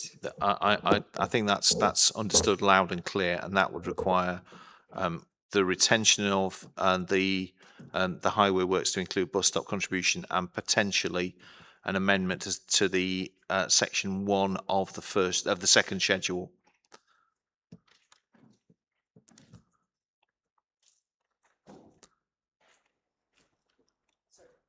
So the second schedule is the one that relates in the UU, is the one that relates to your determination in respect of what's the appropriate highway contribution. At the moment, there is no determination that you're being invited to make in relation to the extent of the highway works. As I understand your point, Inspector, it's if you conclude that the appeal should otherwise be allowed, but that the highway work should include bus stops to ensure that it actually happens, then in those circumstances, that would lead the unilateral undertaking deficient in that regard. That's a point that I'll certainly take instruction upon, and that the point is understood loud and clear, if I may say so. Thank you.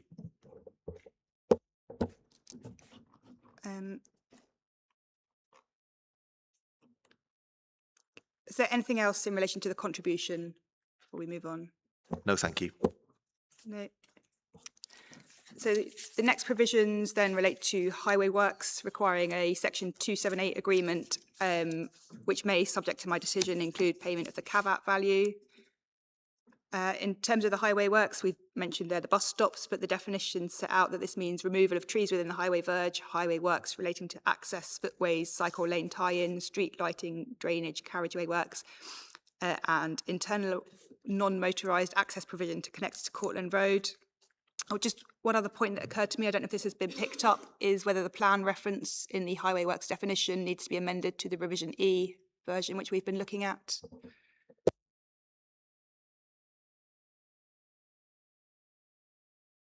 We'll check.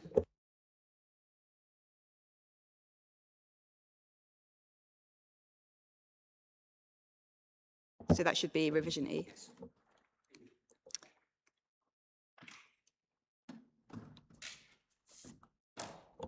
And just picking up on the bus stops, obviously I mentioned in opening a query about the reference, given that one of the stops seems to already have some facilities, but I think just looking at it again, I appreciate that it refers to enhancement of 2 stops. It doesn't necessarily say that each of those would need both of those elements, so I think I understand that now. That's exactly right.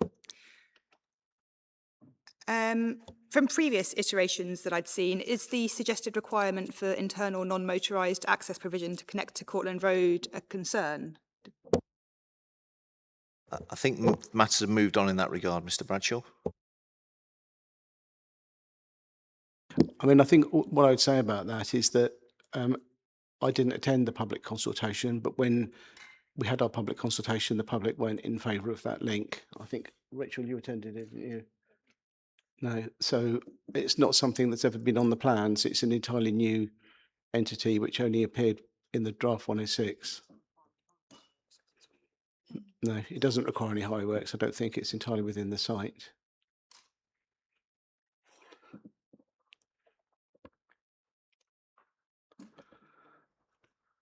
So I think the question may be more about whether it's appropriate to put that in at this stage. from the council's point of view, I think this was discussed at 3.25 to 3.27 of the SIL statement, but as far as I could tell, there wasn't a link on the submitted plans. So is it reasonable or appropriate to introduce this through the legal agreement? I think when the original submission came in, there was a connection to the Hinesland site to the south, which I think I raised in my highway response to say that there was no definitive means to do that without third party consent. When the 106 came through, I think I said, well, and on the basis that there's no guarantee to deliver that, then there should be another means to have permeable route to the north. And Cortland Road didn't preclude that because it's got public highway that abuts the site directly. So there's no ransom strip. So there would be no reason why you can't link through. It would also mean that Cortland Road could have access to a food store, employment at the care home if they're so employed there, or to bus stops on the A2270. So there would be some wider benefit, but it would also, provide access for staff at any of those establishments to go to the station that wouldn't have to then route along the A2270, which is obviously quite busy, to have a nice quiet road to cycle on potentially as well, to go to the station or to Polegate High Street. Or the Cuckoo Trail, because that would be in that direction as well. So it just allows that a more direct permeable route.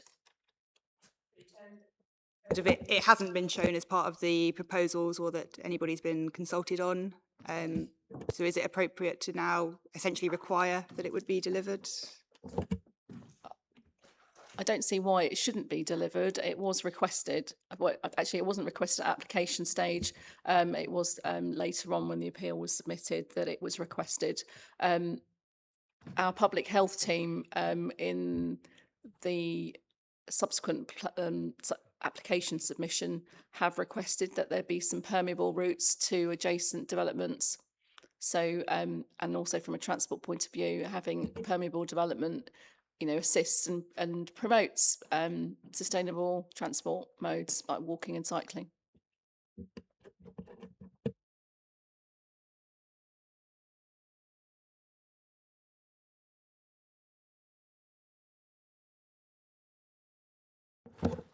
We have no difficulty with providing a route to the boundary to Cortland Road if that's thought to be appropriate. It's not been shown in any consultation documentation, and it would require the authority, in the event that the appeal is allowed, to essentially undertake a Section 9, agree a 96A amendment to the application. We haven't sought to do that largely because it was viewed as being, it's fair to say, unpopular as an idea during public consultation.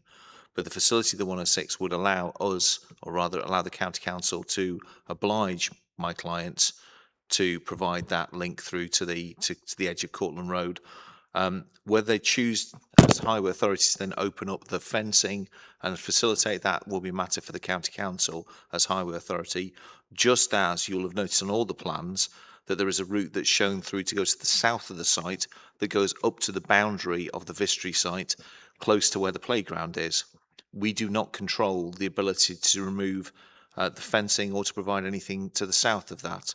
It will then be a matter for Vistry, as landowners of the residue of the common parts of that estate, to decide whether they do or don't want to facilitate that access. But my clients are more than happy to build to there, and in the same way, in due course, they would be happy if the County Council wished them to do so, to build up to Cortlands Road. But, and this is why it's not shown on the plans, we anticipate that that's something that ought to be the subject of public consultation, which is why it's not shown on the plans and is no part of the scheme that's before you.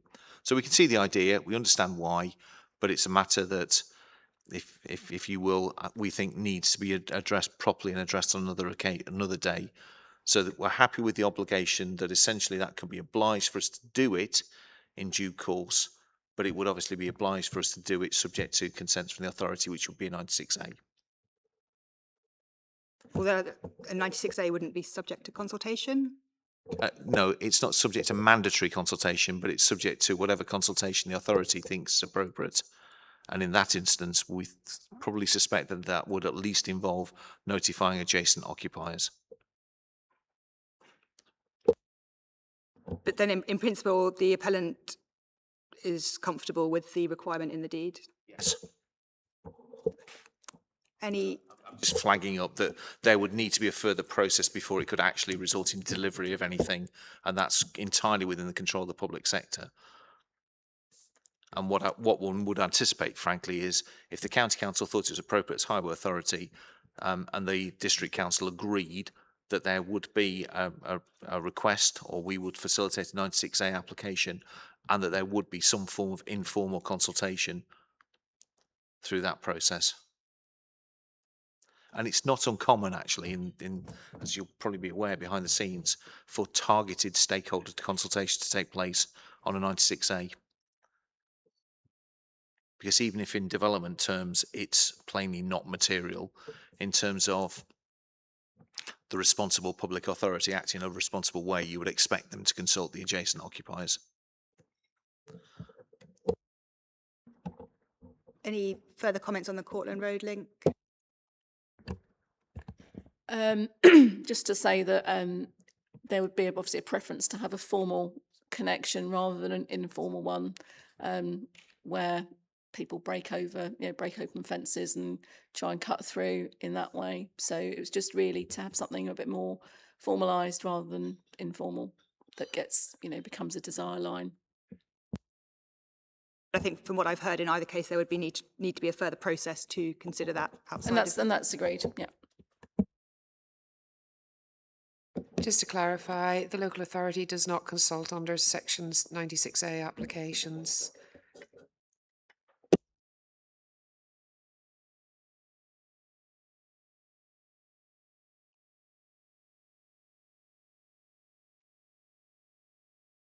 I guess then it would be the view of the authority as to whether it was a change requiring consultation at that point. If it is submitted as a section 96A, it's just determined. It's as basically a non-material amendment, and we don't consult on those. My question was essentially, but if the council determined, well, it was a non-material amendment and didn't require consultation, then they're satisfied. If they determined that it was material because consultation was required, then that would be a separate process that would have to be followed subsequently. Yes.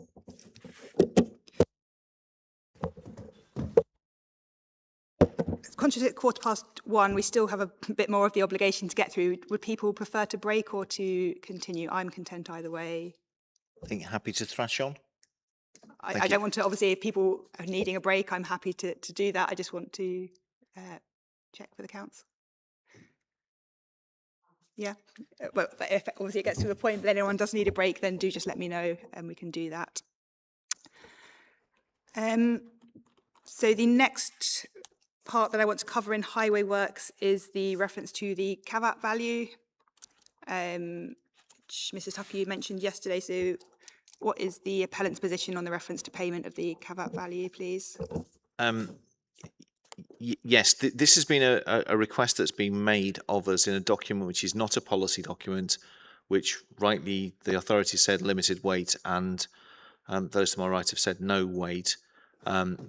We, when the request was made of us, have pressed for what the figure is. We were told on Monday, I think it was, that the council thought the figure would be around £2 million. We didn't just push back and say that seems excessive. We pushed back and said, can you tell us what the justification is for that, mindful of Regulation 122 and the Planning Inspectorate's guidance upon planning obligations, good practice, and particularly Section 2 of that document. To date, we haven't had that explanation. What we have done, however, is that Mr. Wilkinson and his team have looked at what they think might be an appropriate figure, if it's a compensation figure, whilst considering that it doesn't meet the tests of Reg 122, nor does it meet the tests of the Planning Inspectorate policy note, which is why the £310,000 figure appears within the unilateral undertaking. To be honest, in relation to that, that's very much a finger in the air in relation to this, because there's no policy basis for this request. What the PIN's guidance says, and forgive me, I'm reading across so that others, when they respond to you, will be aware of what it says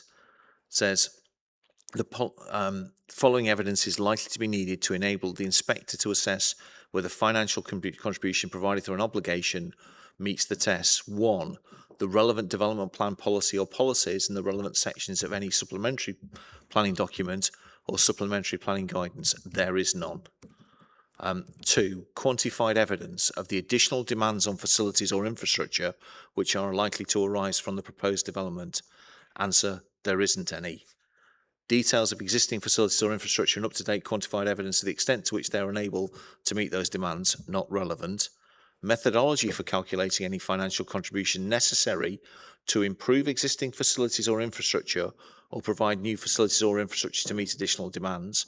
Well, we've not been told what the figure would be spent on in any event. It's been put as a compensation provision.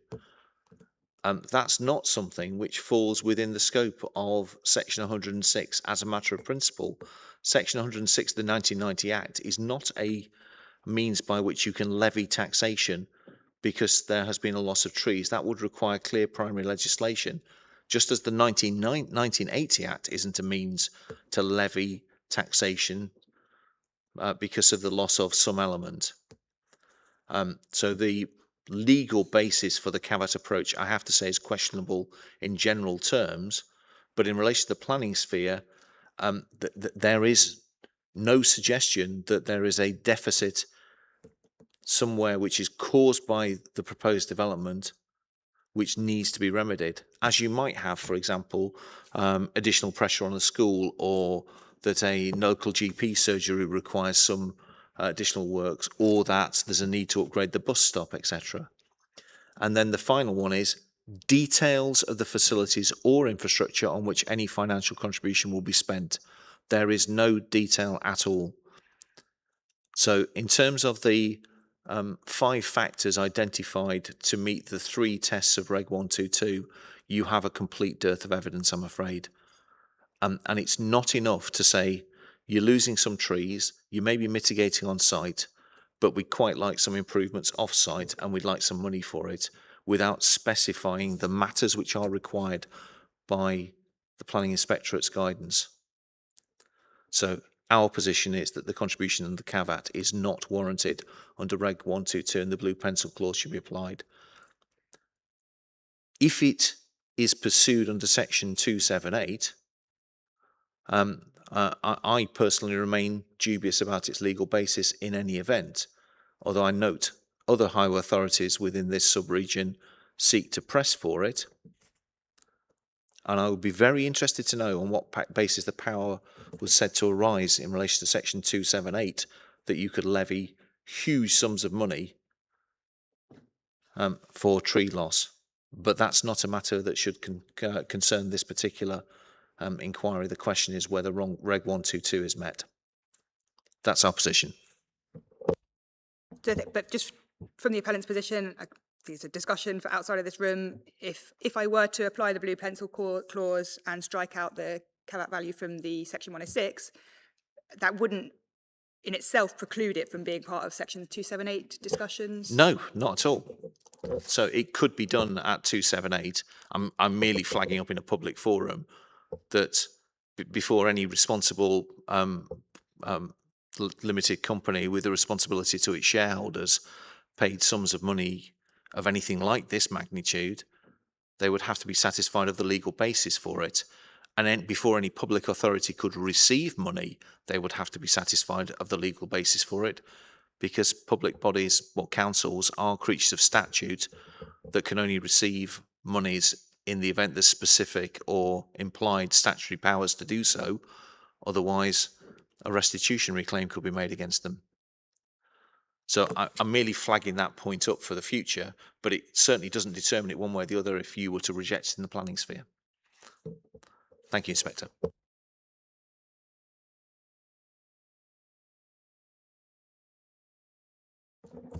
For the council then, can I ask for your view on the caveat value and if and how it would meet the relevant tests at regulation 122 of the SIL regulations?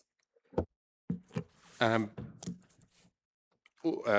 I have is from our legal team that they believe that the caveat contribution meets the necessary soil and planning tests. I'm not specifically sure of those points, but they can be provided by our legal team. I've also provided evidence of what the caveat payment and compensation would be spent on, but that obviously hasn't been transferred across, so I can chase that is, if it's still required. Just as a correction, sorry, the applicant asked for a baseline figure to use as a cap for the payment. We suggested that the applicant calculate that figure. It's not a difficult thing to do. We were told that they couldn't, so we came up with a baseline figure to use as a cap. And within 24 hours, fortunately, the applicant provided a calculation for the caveat. Their baseline figure was not too far off ours, and it's the baseline figure that was asked for as a cap. The baseline figure is the starting point of the caveat value system. You start there, and then there are deductions and additions that can be made depending on further quality of the trees. The baseline figure that the applicant has provided is £1,585,596, which we'd be happy to accept as a baseline cap. The calculation of 310,000 that was made is the full caveat value, which was not asked for. The baseline figure as a cap was what we were asked for. The calculation we've made clear would be made at the point the 278 agreement would be drawn up.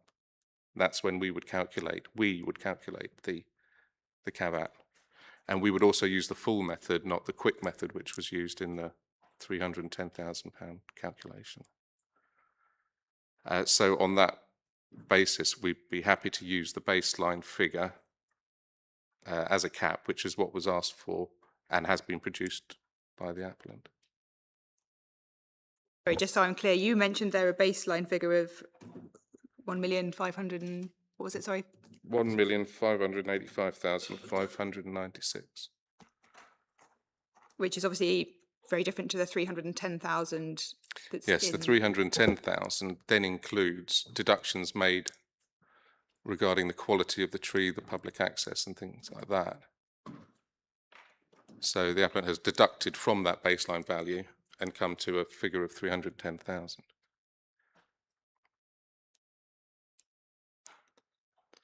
But to use that as a cap, because we would calculate it ourselves, so it's likely to be fairly different.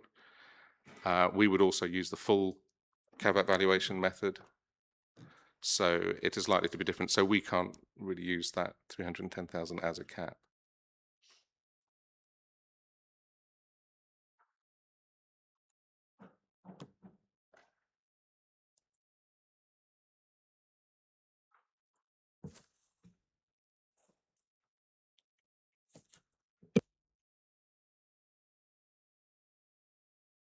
Anything else that anyone wants to say on caveat value?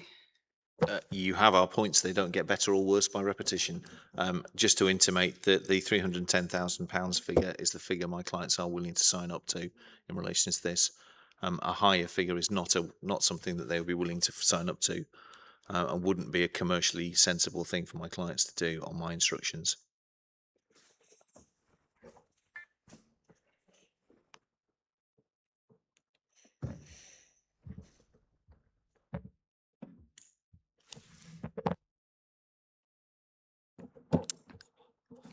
And so the highway work says also new text now referring to the footway within the boundary. This is perhaps where it's changed.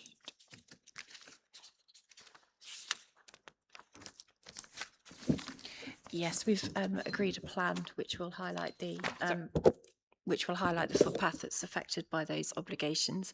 I understand as well that the County Council, in respect of paragraph 2.2, want some clarification that closure of the footway will only take place on a bank holiday or a public holiday when the store is closed. Is that correct? Yeah, so we will update that and send over proposed wording for that. Subject to that clarification, is that those provisions now agreed between the parties? I don't know, Inspector, if you just want to see the plan, if I may, which will provide a hard copy and perhaps leave on your table if that's acceptable. I mean, I'm Or happy email. to receive it electronically as Yeah. part of the deed, as long as, I don't know if you just could show the screen to the I appellant. think it's been discussed as between, But yeah. as long as it's the same Yeah. plan. So it's essentially the bits of the internal network which are along the front of the site to provide a route along the front of the site. Thank you.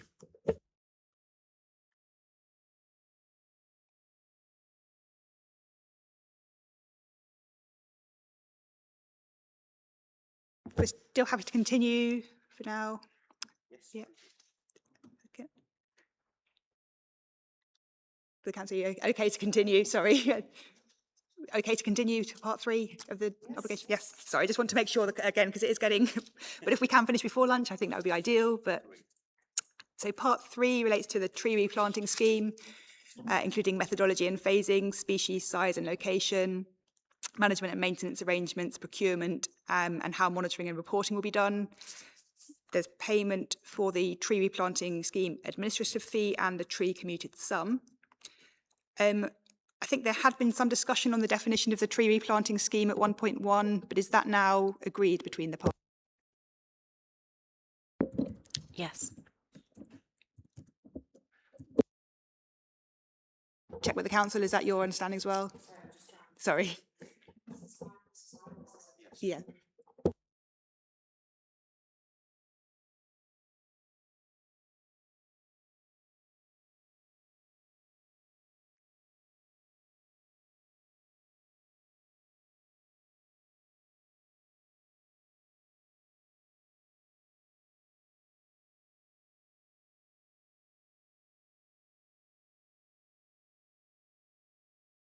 If I'd missed it.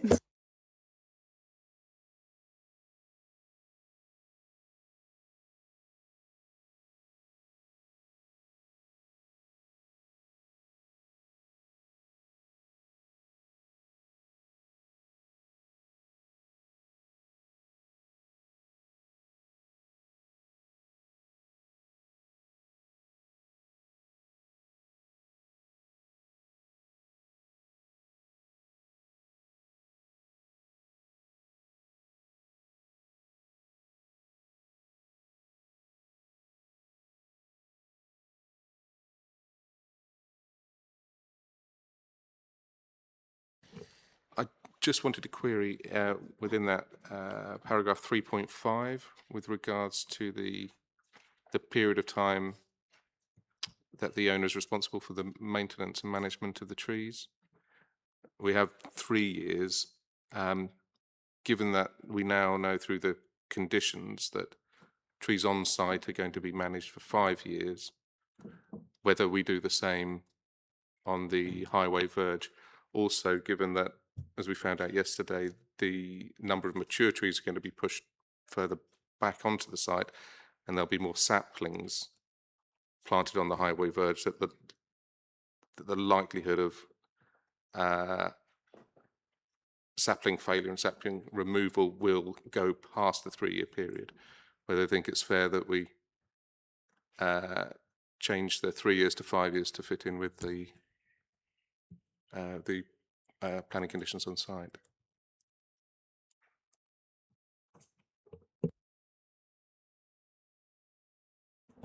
Do you have a view on changing for consistency with trees outside of the highway? Don't know if that's been raised before, and obviously we'll have to consult with the landowner in respect of that.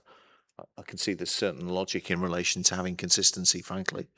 But in terms of whether we can agree, I'm not sure is the answer.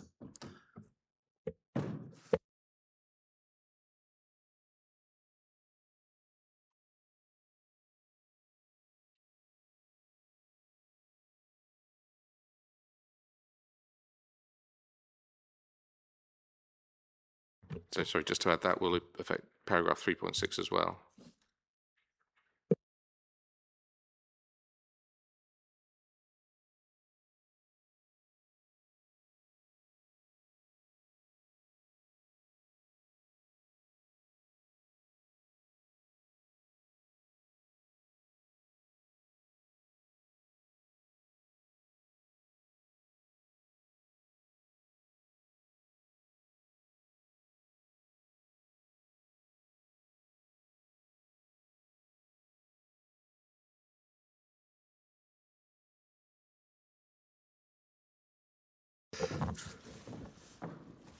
I'm happy to say we, as the signatory of the UU, are happy.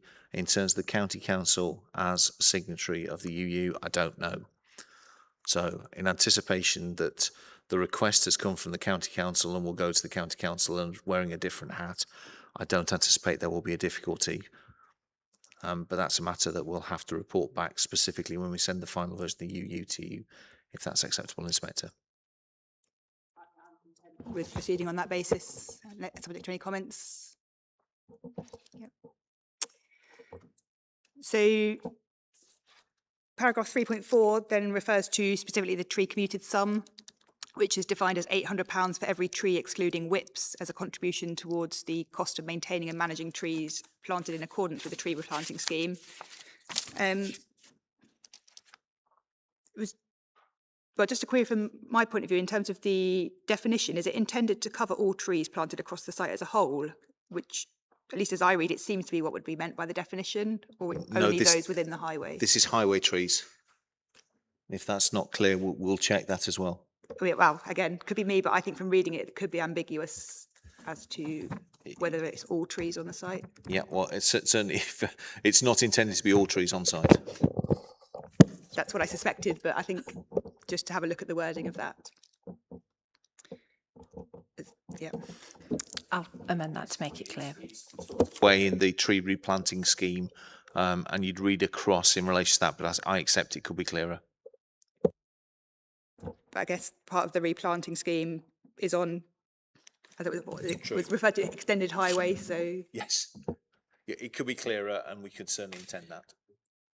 Yeah, because the definition of tree commuted sum makes reference to the tree replanting scheme, which the definition of that refers to the loss of 74 trees on the highway verge. But not where they're being replaced in, and part of our mitigation is in the site. Yes, but it's intended to be limited to the highway land. It could definitely be clearer.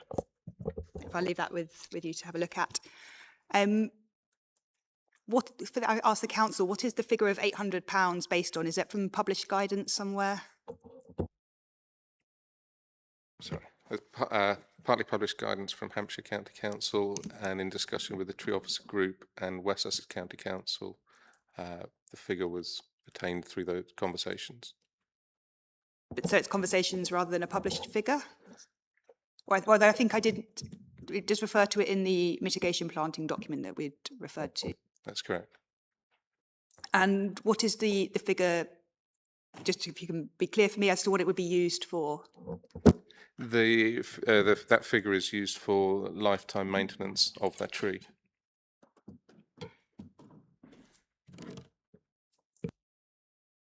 Essentially beyond the period that the developer would be maintaining them for. That's correct.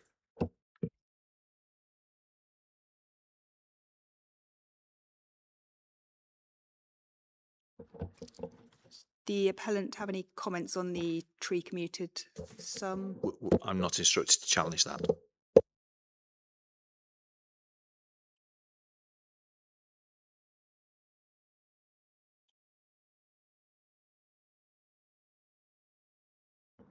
And then the provision at 3.7 for the £7,500 tree replanting administrative fee. Again, can I ask the council, what's that one based on? Is it published figure somewhere?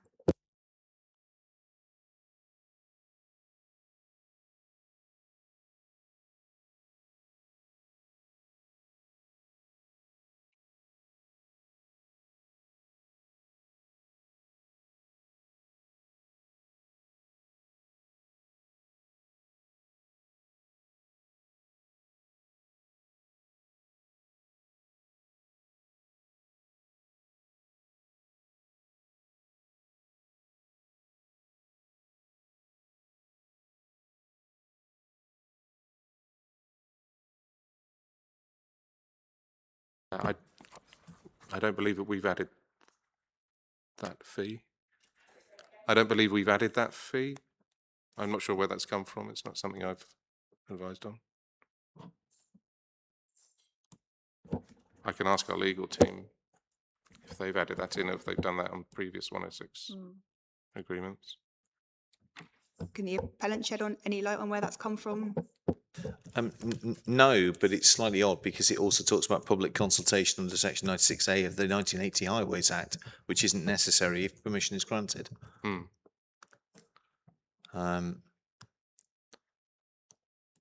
So I think it's the figure that we have been requested, or has been requested of us, and that therefore we have responded to. No more than that.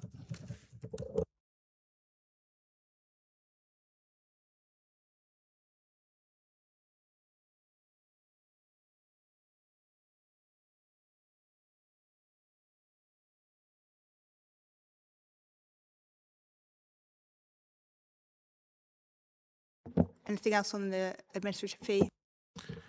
I think, as we've discussed and I think previously agreed, if we're not going to be going to public consultation, then there's no reason to be charging a tree replanting scheme administration fee.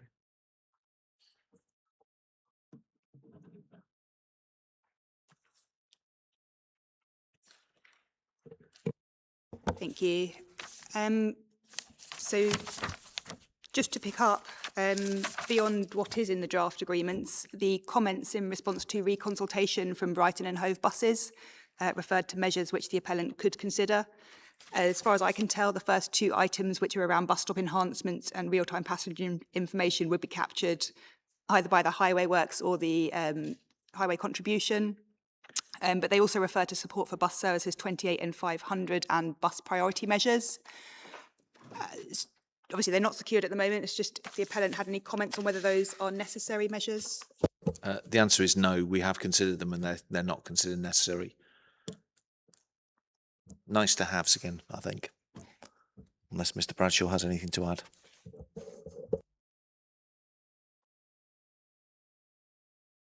You'll be aware that the sustainability of the site is not an issue between us.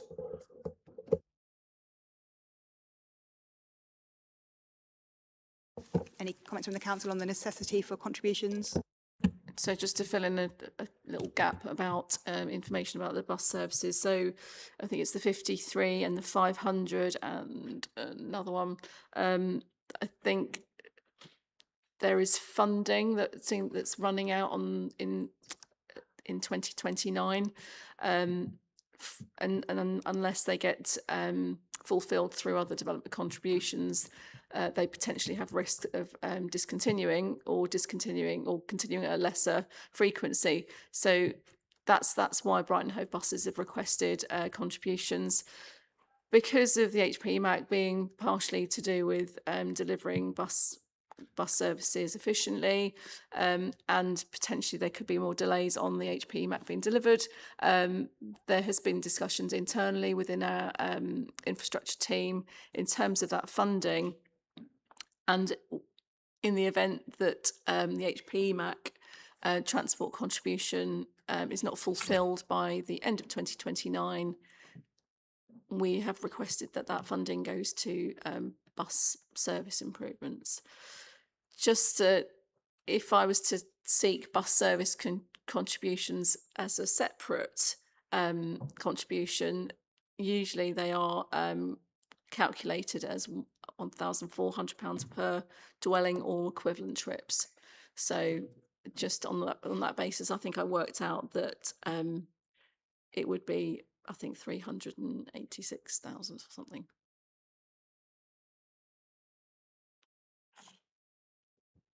But we're not seeking that. We're seeking one fee to go to either or whichever needs to be delivered.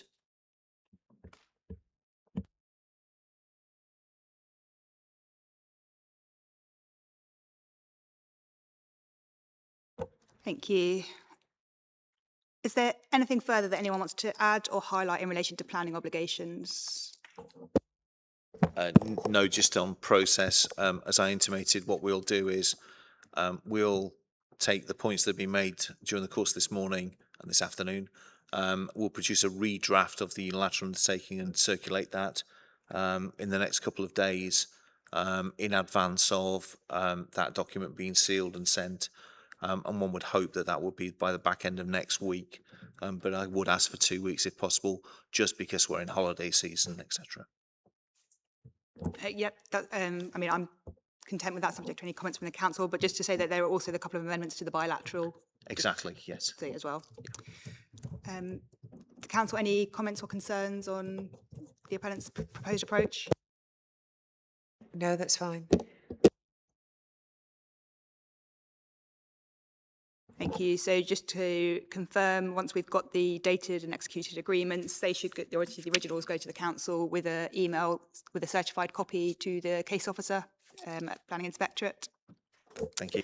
And from my point of view, I would appreciate seeing the track changes version, just so that I can follow through what's changed. My apprehension is that by Monday morning that there will be within the case officer's email box a track change version of the bilateral and a track change version of the unilateral, so that we can then proceed to deal with those, and obviously copied in both the county and the district in their respective capacities. So we can move then to item 9, which is costs. Are there any applications for costs? Still none. No. No. Thank you. So it seems to me that we've completed the discussion and I'm intending to close the hearing. But before we do that, is there anything further at all that anyone wants to raise for the council? No, thank you. No. For the appellant? No, I think we're all done. Thank you. Thank you. And just to confirm, I visited the site, at least as far as I could, on the site itself yesterday, and the other viewpoints. But just to check, is there anything from the discussion today that anyone feels it would be necessary for me to revisit the site?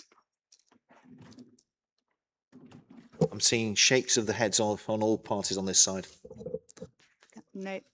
Thank you. Perhaps we should apologise that if any of your clothing was ripped by brambles or any of that in advance. I think there was some sympathy that was expressed by those who saw you heading into the site.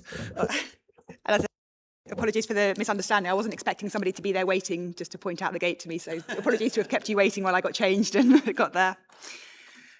It's all right. She was happy to do that. It was a nice evening. So again, just to reconfirm, is everyone content that we've covered everything? I am, but before I close, I do want to make sure. Nothing from us, thank you. Yep. Nothing from the council. Thank you. So just to confirm, after today, I'm expecting the updates on planning obligations with the final completed and executed versions by the 3rd of September. The updates on conditions by the 26th of August, we said. After which I will probably formally circulate pre-commencement conditions. There'll be some correspondence with Natural England. I should have said, obviously, depending on the response that comes back, there may need to be an opportunity for comments and, if necessary, for us to reopen. Hopefully, we can avoid that, but obviously, I've just to flag that might be necessary. I think from my notes, that's all I'm expecting, unless anyone tells me differently. Nothing else from my notes either. Thank you. Thank you. So if there's no further questions or comments or anything that anyone wants to raise, I'll close the hearing. So thank you all very much for your contributions and to the council for managing the arrangements. And the hearing is now closed. Thank you. Thank you, Inspector.